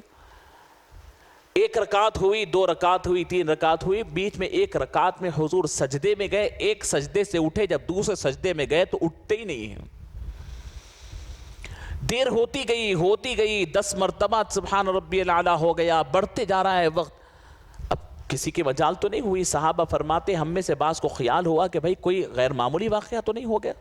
بہرحال بڑا طویل سجدے کے بعد حضور چہرے مبارک کو اٹھائے اور پھر نماز تکمیل کیے۔ نماز کے بعد صحابہ نے پوچھا یا رسول اللہ کیا ماجرا ہے، اتنا لمبا طویل سجدہ، کوئی وحی نازل ہو رہی تھی؟ فرمایا وحی نہیں، میری گردن کے اوپر میرے نواسے بیٹھے ہوئے تھے، میں ان کو اتار کر اٹھ سکتا تھا لیکن وہ ناراض ہو جائیں گے، ان کی مرضی پوری ہونے تک میں نے بٹھایا، جب وہ اپنی خوشی سے اتر گئے تب میں رکوع سجدے سے اٹھا۔ فرمایا آپ یہ نہ سمجھے کہ یہ صرف خاصیت ہے، یہ تو حضور کا اختیار و خاصیت ہو سکتی ہے، لیکن اس کے اندر غور فرمائیں نفسیات ہے، اللہ کے نبی صلی اللہ علیہ وسلم نے سکھایا ہے۔ یہ سرکار دو عالم صلی اللہ علیہ وسلم معصوم بچوں کا بڑا خیال فرماتے تھے۔ فرماتے امام حسن و حسین رضی اللہ تعالی عنہما کے پاس کھلونے ہوتے تھے، حضور ان کو کھلونے دلاتے بھی تھے، کھلونے ان کے پاس ہوتے بھی تھے، گھر میں کھلونے ہوا کرتے تھے ان کے پاس۔ حضرت انس فرماتے ہیں کہ میرے معصوم سے بھائی تھے، ان کے پاس وہ پالنے کے لیے چھوٹی چڑیا کا بچہ لا لیے تھے۔ اتفاق سے وہ رہتے رہتے بیمار ہو گیا، اس کا انتقال ہو گیا، مر گیا وہ۔ حضور آ کر میرے بھائی کو، چھوٹے بھائی کو ایک یعنی اس سے خوش طبعی کی بات کرتے ہوئے فرماتے ہیں، حضور پاک صلی اللہ علیہ وسلم نے فرمایا یا عمیر ما فعل النغیر، نغیر کہتے تھے، کیا ہوا تمہارے بچے کو، تمہارے مرغی کے بچے کو، تمہاری چڑیا کے بچے کو کیا ہوا؟ فرمایا حضور نبی کریم صلی اللہ علیہ وسلم بچوں کو ان کے نام سے پکارنے کے بجائے ان کو ان کی کنیت سے پکارتے۔ کنیت کا مطلب جیسے یا ابا عمیر، یا ابا ہریرہ، یا ابا الحسن۔ حضور کا طریقہ تھا کہ بچوں کو ایسے بلاتے جس سے وہ خوش ہو۔ سیدھا نام پکارے تو اتنی خوشی نہیں ہوتی، لیکن کوئی دوسرا نام پکار دے تو خوشی ہوتی۔ حضرت انس فرماتے کہ بازار سے کچھ خرید کر لاتے تو دروازے کے پاس ٹھہر کر فرماتے کہ این لکعن، ارے وہ میرا لڈو کہاں ہے پوچھتے. حضور فرماتے ارے وہ میرا پیارا کہاں پر ہے، وہ میرا لڈو کہاں پر ہے. حضرت امام حسن امام حسین جب باہر سے تشریف لاتے تو اپنے دونوں ہاتھوں کو دراز کر کر انہیں لے لیتے، اپنے سینے پر بٹھاتے. حضور کے گھر میں رہنے والے کون کون؟ بہت سارے صحابہ تھے، جن میں حضرت انس بھی تھے، حضرت زید بھی تھے، حضرت امام حسن بھی تھے، امام حسین بھی تھے، حضرت اسامہ بھی تھے. ایسے بہت سارے. حضور ان کے اندر رننگ کمپٹیشن لگاتے اور حضور ٹھہر جاتے، فرماتے کہ دوڑو، فرماتے کہ کون جا کر کے واپس میرے پاس آئے گا وہ کامیاب ہوگا. اور وہ تمام بچے دوڑتے ہوئے جاتے اور واپس آ کر کوئی چھلانگ لگا کر حضور کے سینے پہ گرتا، کوئی پیٹھ پہ گرتا، فرماتے کوئی پیٹ پہ گرتا. یہ حضور کے ساتھ لاڑو پیار تھا صحابہ کو. نبی رحمت صلی اللہ علیہ وسلم ایک مرتبہ ایک صحابی فرماتے ہیں کہ میں ایک مرتبہ گھر گیا حضور کو دیکھنے کے لیے. ارے وہ باہر جن کے سامنے صحابہ سر جھکا کر اتنے باادب بیٹھتے کہ چہرہ اٹھا نہیں سکتے، اتنے مرعوب، اتنی رعبدار شخصیت. اور جب گھر میں آئے تو کیا دیکھتے ہیں کہ ایک مرتبہ امام حسن اور حسین دونوں رو رہے ہیں تو حضور پاک صلی اللہ علیہ وسلم گھوڑا بن گئے. کیسے بنتے ہیں گھوڑا؟ یعنی دونوں ہاتھ کو بھی لگا دیا، دونوں پاؤں کو بھی، یعنی صرف ایسے ہی کاندھے پر نہیں، کاندھے پر تو بٹھا کر کے پورا شہر پھرایا. یہ تو کئی مثالیں ہیں، لیکن بالکل دونوں ہاتھ دونوں پاؤں زمین پر رکھ کر دونوں کو، امام حسن کو امام حسین کو، دونوں کو سوار کر کر گھر میں ان کو ٹرال دے رہے ہیں. بعض روایتوں میں آتا ہے کہ گھر سے باہر بھی نکل گئے، مدینے کی گلیوں میں حضور ہے اور اس حالت میں ہے. حضرت عمر نے دیکھا، دوسروں نے کہا کہ واہ کیا سواری ہے، کیا خوش نصیب ہے کہ اتنا بہترین گھوڑا اور اتنی بہترین سواری ہے. تو حضور نے فرمایا سواروں کو بھی دیکھو، وہ بھی کتنی شاندار ہے. فرمایا یہ نبی کریم صلی اللہ علیہ وسلم کا تعلق رہا. یہ اللہ کے نبی صلی اللہ علیہ وسلم کی صحابہ کے ساتھ اور بچوں کے ساتھ دل بستگی تھی. نبی کریم صلی اللہ علیہ وسلم نے، میں نے کیا کہا کہ ایسے کنیتوں سے نبی کریم صلی اللہ علیہ وسلم ان کا نام رکھتے اور ان کو بلاتے تھے. اور بڑا ہی امتحان کا مرحلہ تھا. ایک طرف امام حسن اور حسین رضی اللہ تعالی عنہما ہیں، اپنی صاحبزادی کے فرزند ہیں. دوسری طرف حضرت امامہ دیگر صاحبزادیوں کے فرزند اور ان کے یعنی بیٹیاں بھی موجود ہیں. اور ساتھ میں گھر میں غلام زادے حضرت اسامہ بھی موجود ہیں جو حضرت زید کے فرزند ہے. حضرت زید غلام، ان کی اہلیہ ہے حضرت ام ایمن، وہ بھی باندھی، ان سے پیدا ہوئے حضرت اسامہ. ایک طرف غلام اور کام کرنے والوں کا بچہ اور ایک طرف اپنے بچے. کیسی تربیت فرمائے ہوں گے، غور فرمائے کہ ان دونوں کے اندر کبھی احساس نہیں ہونے دیا کہ یہ دونوں میں یہ میرا ہے یہ غیر ہے. حضرت اسامہ فرماتے ہیں حضور ایک ماڈی پر ایک گود میں مجھے بٹھاتے اور ایک گود میں امام حسن کو بٹھاتے تھے. فرمایا اور دعا فرماتے کہ اے اللہ میں ان دونوں سے محبت کرتا ہوں اور جو ان دونوں سے محبت کرے پروردگار آپ بھی ان سے محبت فرماؤ. چنانچہ آپ نے دیکھا کہ حضور کے وصال کے وقت کیا عمر تھی حضرت اسامہ کی، صرف 17 سال. کیسی تربیت فرمائی ہوگی، معصوم بچپنا حضور کے سامنے، وہیں سے پلے وہیں سے بڑے ہوئے، کیا کیا نہیں سکھایا ہوگا. فلسطین کو بہت بڑی فوج دے کر کے پورا فلسطین اور اس زمانے کا وہ مقام کو سپر پاور روم کو فتح کرنے کے لیے اللہ کے نبی صلی اللہ علیہ وسلم بھیج رہے ہیں. تو حضرت اسامہ کو سپہ سالار بنائے، ان کے ماتحتی میں حضرت عمر حضرت ابوبکر جیسے بڑے بڑے لوگوں کو ان کے تابع بنا کر کے بھیجا. حضور کی تربیت کا یہ نتیجہ تھا. کتنا زبردست حضور نے کیسی تربیت دی اور کتنا یعنی احساس بالائی پیدا کی. ورنہ کیا ہوتا ہے، ایک طرف آنکھا کا بچہ اور ایک طرف نوکر کا بچے میں، دونوں میں دیکھے دونوں پل کر بڑے ہوئے تو دونوں کا کیا حال ہوتا ہے. حضور نے کیسی تربیت فرمائی. عزیزان گرامی، نبی کریم صلی اللہ علیہ وسلم نے ان تمام کو یعنی ان کو گود میں لیتے، اپنے پاؤں پہ بٹھا لیتے. اللہ کے نبی صلی اللہ علیہ وسلم صحابہ فرماتے ہیں کہ ہم دیکھتے کہ حضور اتنا لاڑ فرماتے. ایک مرتبہ امام حسن تشریف لائے، حضور پاک صلی اللہ علیہ وسلم نے انہیں قریب کیا اور اپنی پیشانی ان کی پیشانی کو لبائے، اپنے ناک ان کی ناک کو لگائے اور اپنے لبہائے اقدس ان کے لبہائے اقدس کو لگا کر کے بوسہ دیتے ہیں. حضور پاک صلی اللہ علیہ وسلم، بچے دور ہے تو حضور اپنی زبان باہر نکالتے، زبان کی لالی دیکھ کر کے بچے قریب آتے، حضور پاک صلی اللہ علیہ وسلم ان کے ساتھ ایسے لاڑ فرماتے تھے۔ فرمایا کہ نبی کریم صلی اللہ علیہ وسلم کے پاس ہر موسم کے پھل آیا کرتے تھے، پہلا پھل لا کر کے سب لوگ حضور کی تحفہ دیتے، نبی کریم صلی اللہ علیہ وسلم ان تحفوں کو لے کر کے پہلے کنہیں دیتے؟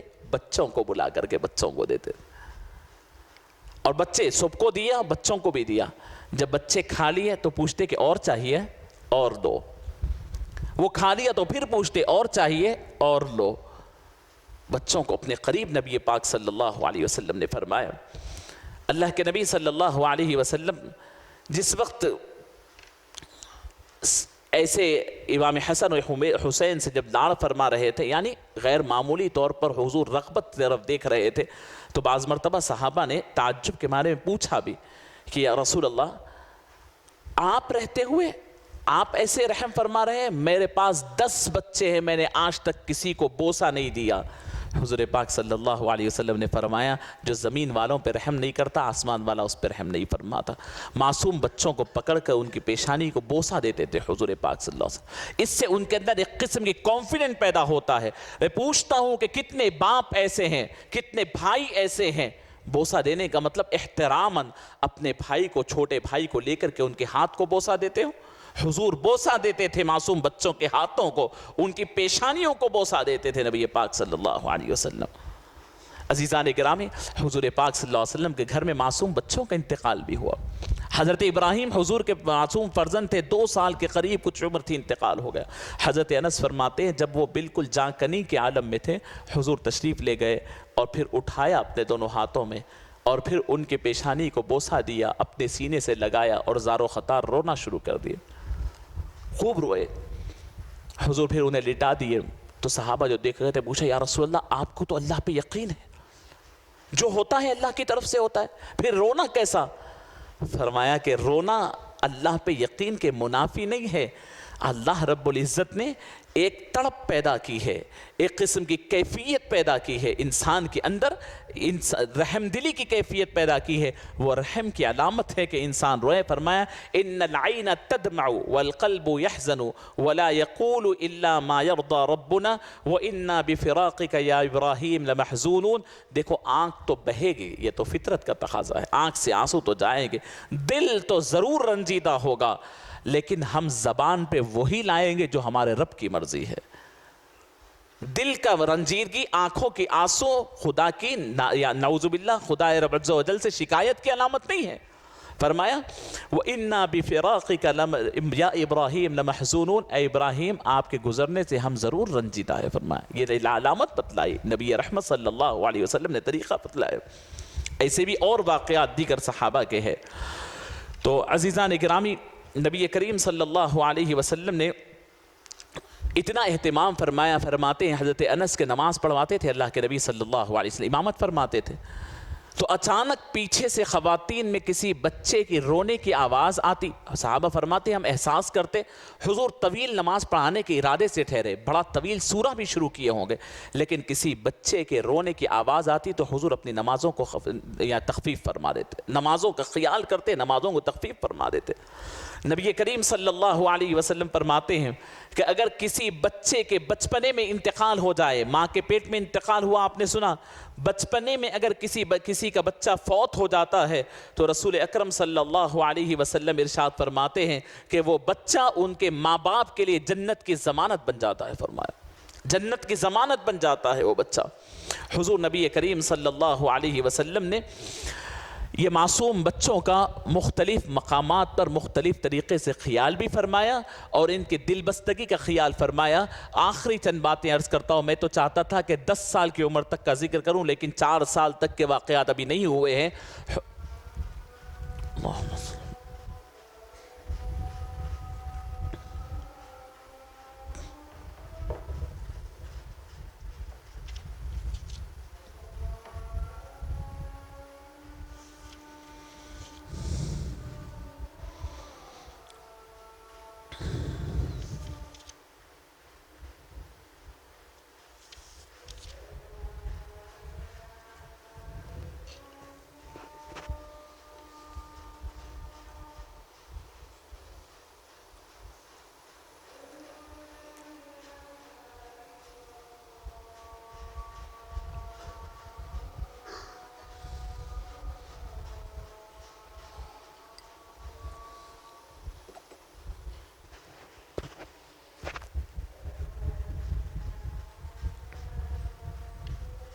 صلی اللہ علیہ نبی امی وعلی آلہ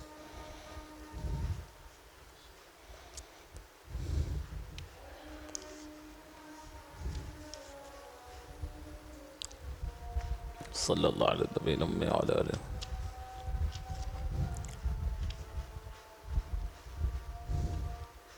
صلی اللہ علیہ نبی امی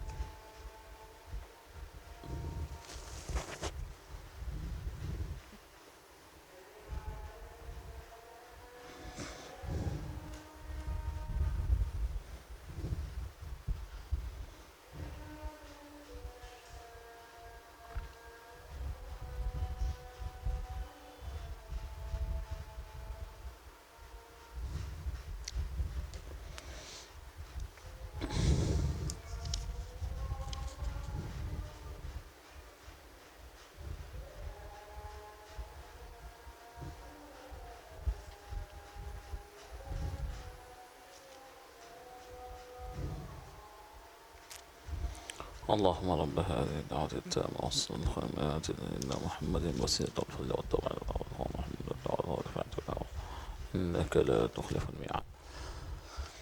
سرکار دو عالم صلی اللہ علیہ وسلم یہ معصوم بچے جب آتے تو ان سے کچھ ترانے پڑھ کر کے، جیسے لوریاں مائیں دیتی ہے اس طریقے کے بعض ایسے خوشنما خوش طبعی کے باتیں کر کے بھی فرماتے ان کو بلاتے تھے.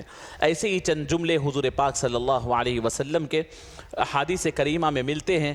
حضرت جابر رضی اللہ تعالیٰ عنہ بیان فرماتے ہیں کہ امام حسن اور امام حسین رضی اللہ تعالیٰ عنہما کو جب نبی کریم صلی اللہ علیہ وسلم جب وہ آتے تو حضور ان کو گود میں لے کر کے انہیں کھلاتے. وہ جب اچھلتے کودتے تو کہتے، یعنی بچوں کے اچھلتے کودتے وقت یہ جملے ہوتے، حزقۃ حزقۃ ترق عین بقۃ حزقۃ حزقۃ ترق عین بقۃ. یہ ایسے سیم یعنی مترادف الفاظ لا کر کے نبی کریم صلی اللہ علیہ وسلم ان کے دل بہلانے کی باتیں اللہ کے نبی صلی اللہ علیہ وسلم فرماتے، یعنی ایسے باتیں جس سے بچوں کا دل بہلے. اللہ کے نبی صلی اللہ علیہ وسلم کا معمول تھا. فرمایا کہ نبی رحمت صلی اللہ علیہ وسلم جو بچے مسجد کو تشریف لاتے، جو معصوم بچے ہیں 4 سال 5 سال جو ہے اس عمر کے بھی جب بچے آتے تو حضور پاک صلی اللہ علیہ وسلم ان کو تحفے دیا کرتے تھے. آج کر سکتے ہیں نا ہم لوگ، جیب میں چند چاکلیٹس رکھ لے، اچھی کوالٹی کے چاکلیٹس اگر میں کہوں تو آپ ایسے ویسے کھلا دے بچوں کو کھانسی ہو جائے، نہیں، تھوڑے مسجد میں آنے والے بچوں کو نبی کریم صلی اللہ علیہ وسلم صحابہ فرماتے ہیں. ایک مرتبہ حضرت جابر بن عبداللہ فرماتے ہیں کہ میں معصوم تھا، چھوٹا تھا، جب میں نماز سے فارغ ہوا اللہ کے نبی صلی اللہ علیہ وسلم نے فرمایا کہ رک جاؤ، نماز کے بعد جانے کی ضرورت نہیں ہے. ظہر کی نماز یا عصر کی نماز تھی. اس کے بعد اللہ کے نبی صلی اللہ علیہ وسلم نے فرمایا صحابہ میں سے کسی کو کہ وہاں پر وہ مٹھائی رکھی ہوئی ہے وہ لے آؤ. جو مٹھائی لائی گئی تو حضور پاک صلی اللہ علیہ وسلم نے سب کو تقسیم فرمایا، مجھے بھی دیا. جب میری ختم ہو گئی تو دیکھا، دیکھ کے فرمایا کہ اور چاہیے؟ انہوں نے کہا کہ یا رسول اللہ اور چاہیے، دے دیا اور ایک مرتبہ. پھر وہ جلدی جلدی کھا لیے، پھر کہا کہ اور چاہیے؟ تو جب تک کہ بڑے لوگ 1 کھائے تھے انہوں نے فرمایا کہ میں 3 کھا لیا. اللہ کے نبی صلی اللہ علیہ وسلم مجھے دیتے جاتے تھے. نبی رحمت صلی اللہ علیہ وسلم ان تمام چیزوں کے ساتھ بچوں کی تربیت کا بھی خیال رکھواتے تھے. ایسا نہیں ہے، کیونکہ یہ جو 4 سال تک کی عمر ہے اس میں تو بچوں کو نہ ڈانٹنے کی ضرورت ہے نہ انہیں مارنے کی ضرورت ہے. عمومی طور پر ہم لوگ یہ کرتے ہیں کہ ہماری اپنی تکلیفات، ہماری اپنی عزت سامنے رکھ کر کے بچوں پہ اس کا غصہ نکالتے ہیں. ارے وہ کیا سمجھیں گے، یہ کیا سمجھیں گے، وہ ننند آئے تھے کیا سمجھیں گے، وہ سسرال والے آئے تھے کیا سمجھیں گے. بچوں کو کرتے ہیں. فرمایا کہ ضرورت نہیں ہے، تم خود سدھر جاؤ. فرماتے ہیں حضرت عبداللہ بن عامر رضی اللہ تعالیٰ عنہ فرماتے میں بہت چھوٹا تھا، میرے گھر میں حضور پاک صلی اللہ علیہ وسلم تشریف لائے تو میری ماں نے کھڑکی میں سے دیکھ کر، میں باہر تھا تو مجھے بلایا. بلاتے وقت ایک لالچ دی اور کہا کہ جلدی آؤ میں کچھ دینے والی ہوں. حضور پاک صلی اللہ علیہ وسلم غور سے سنے، ان سے پوچھا بلا کر کہ کیا دینے والے ہیں تم؟ کچھ دینے والے ہیں؟ تو کہا کہ ہاں یا رسول اللہ میرے پاس ہے. تو فرمایا کہ خبردار، کچھ بھی اگر تمہارے پاس نہ ہو تو کبھی بچے کو ایسے نہ بلانا، کیونکہ تمہارے سے ہی بچہ جھوٹ بولنا سیکھ جاتا ہے. تو عمر کے حصے میں بتلایا ہے کہ بچہ جو سیکھتا ہے ماں باپ سے سیکھتا ہے. جو سیکھتا ہے ماں باپ سے سیکھتا ہے, کہیں اور سے نہیں سیکھتا. اس کے لیے سب سے بڑے رول ماڈل اگر کوئی ہوتے ہیں تو وہ ماں باپ ہوتے ہیں. اللہ کے نبی صلی اللہ علیہ وسلم نے بچوں کو اپنا قریب کیا, کیونکہ ان میں سب کچھ منتقل کرنا ہے, تو ان کو اتنا قریب کیا, ان کے ذہن کے, ان کی فطرت کے, ان کے دل کے قریب نبی رحمت صلی اللہ علیہ وسلم فرماتے تھے. اور بچوں کو حضور دعائیں دیتے تھے. بچے آپ سمجھیں گے کہ امام حسن و حسین ہی کے واقعات نہیں ہیں. آپ کو اپنی قوم کا جو بچہ دکھے اس پہ دست شفقت پھیرنے کی ضرورت, اس کو محبت سے ملنے کی ضرورت ہے, اس کو تحفے تحائف دینے کی ضرورت ہے, اچھی نیت سے اس کے ساتھ اچھا پیش آنے کی ضرورت ہے. پتہ نہیں کل کے دن وہ آپ کے خود کے کام آ جائے. اللہ کے نبی صلی اللہ علیہ وسلم کے پاس ایک مرتبہ تحفے میں کپڑا آیا ہے, بہترین سیاہ رنگ کا, اس میں دھاریاں تھی. حضور پاک صلی اللہ علیہ وسلم کے پاس وہ یعنی وہ چادر, وہ کپڑا آیا.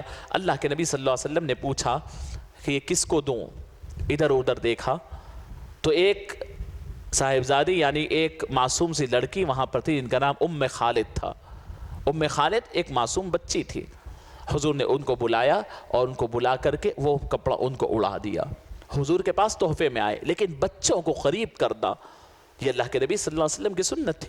اور جب اڑا دیا, اڑانے کے بعد اللہ کے نبی صلی اللہ علیہ وسلم نے فرمایا کہ یہ تمہارے پاس رکھو, اور اس کے بعد دعائیں دی.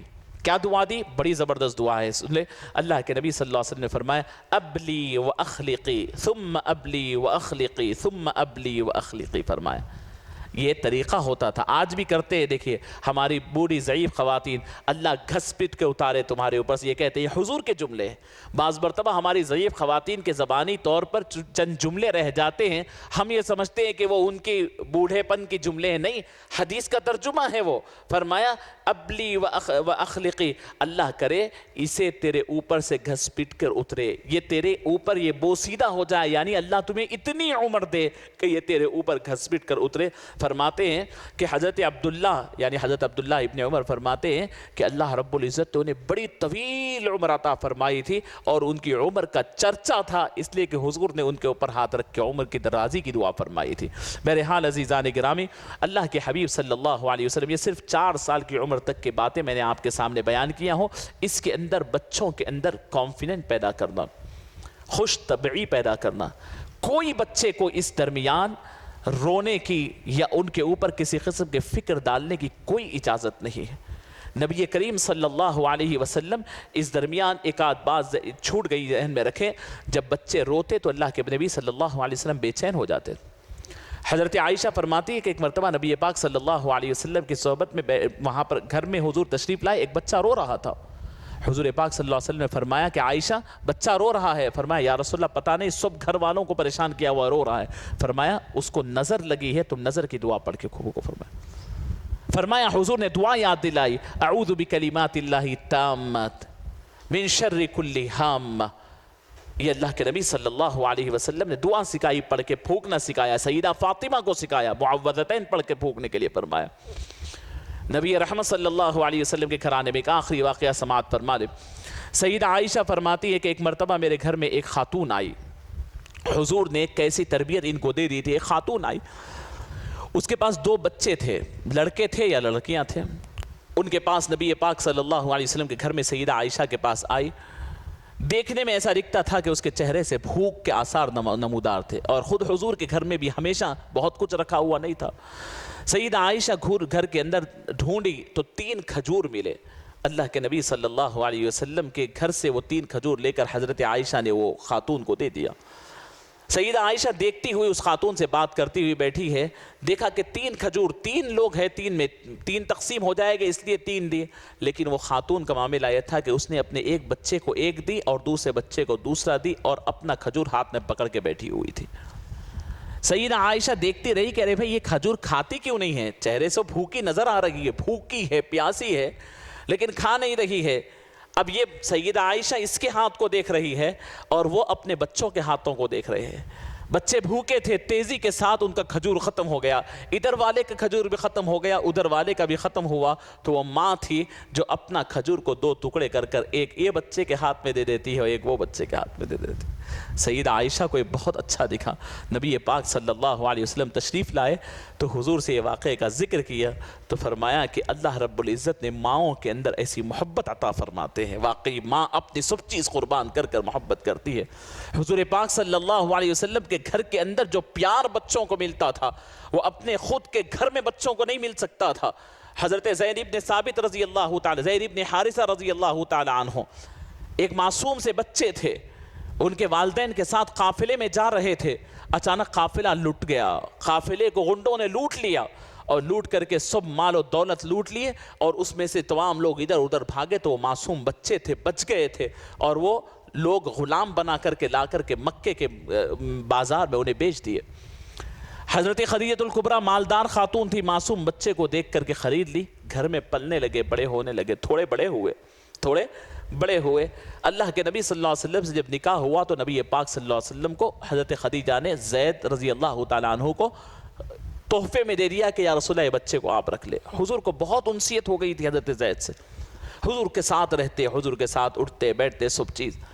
چند دنوں میں چند لوگ مکے کو جو حج کے لیے آتے وہ لوگوں نے دیکھ لیا حضرت زید کو مکے میں.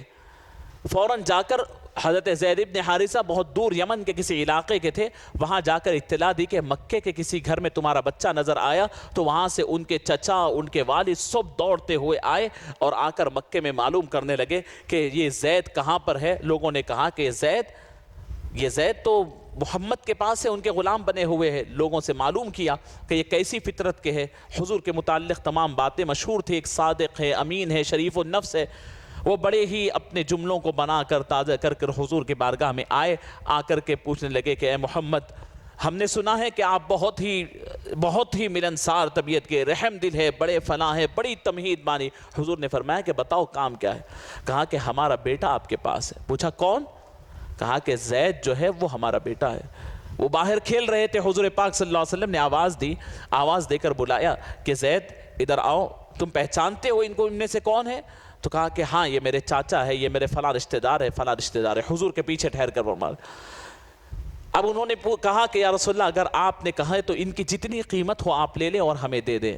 حضور پاک صلی اللہ علیہ وسلم نے فرمایا قیمت سے نہ خریدو، قیمت سے جسم خریدے جاتے ہیں، اس کا دل خرید کے لے جاؤ.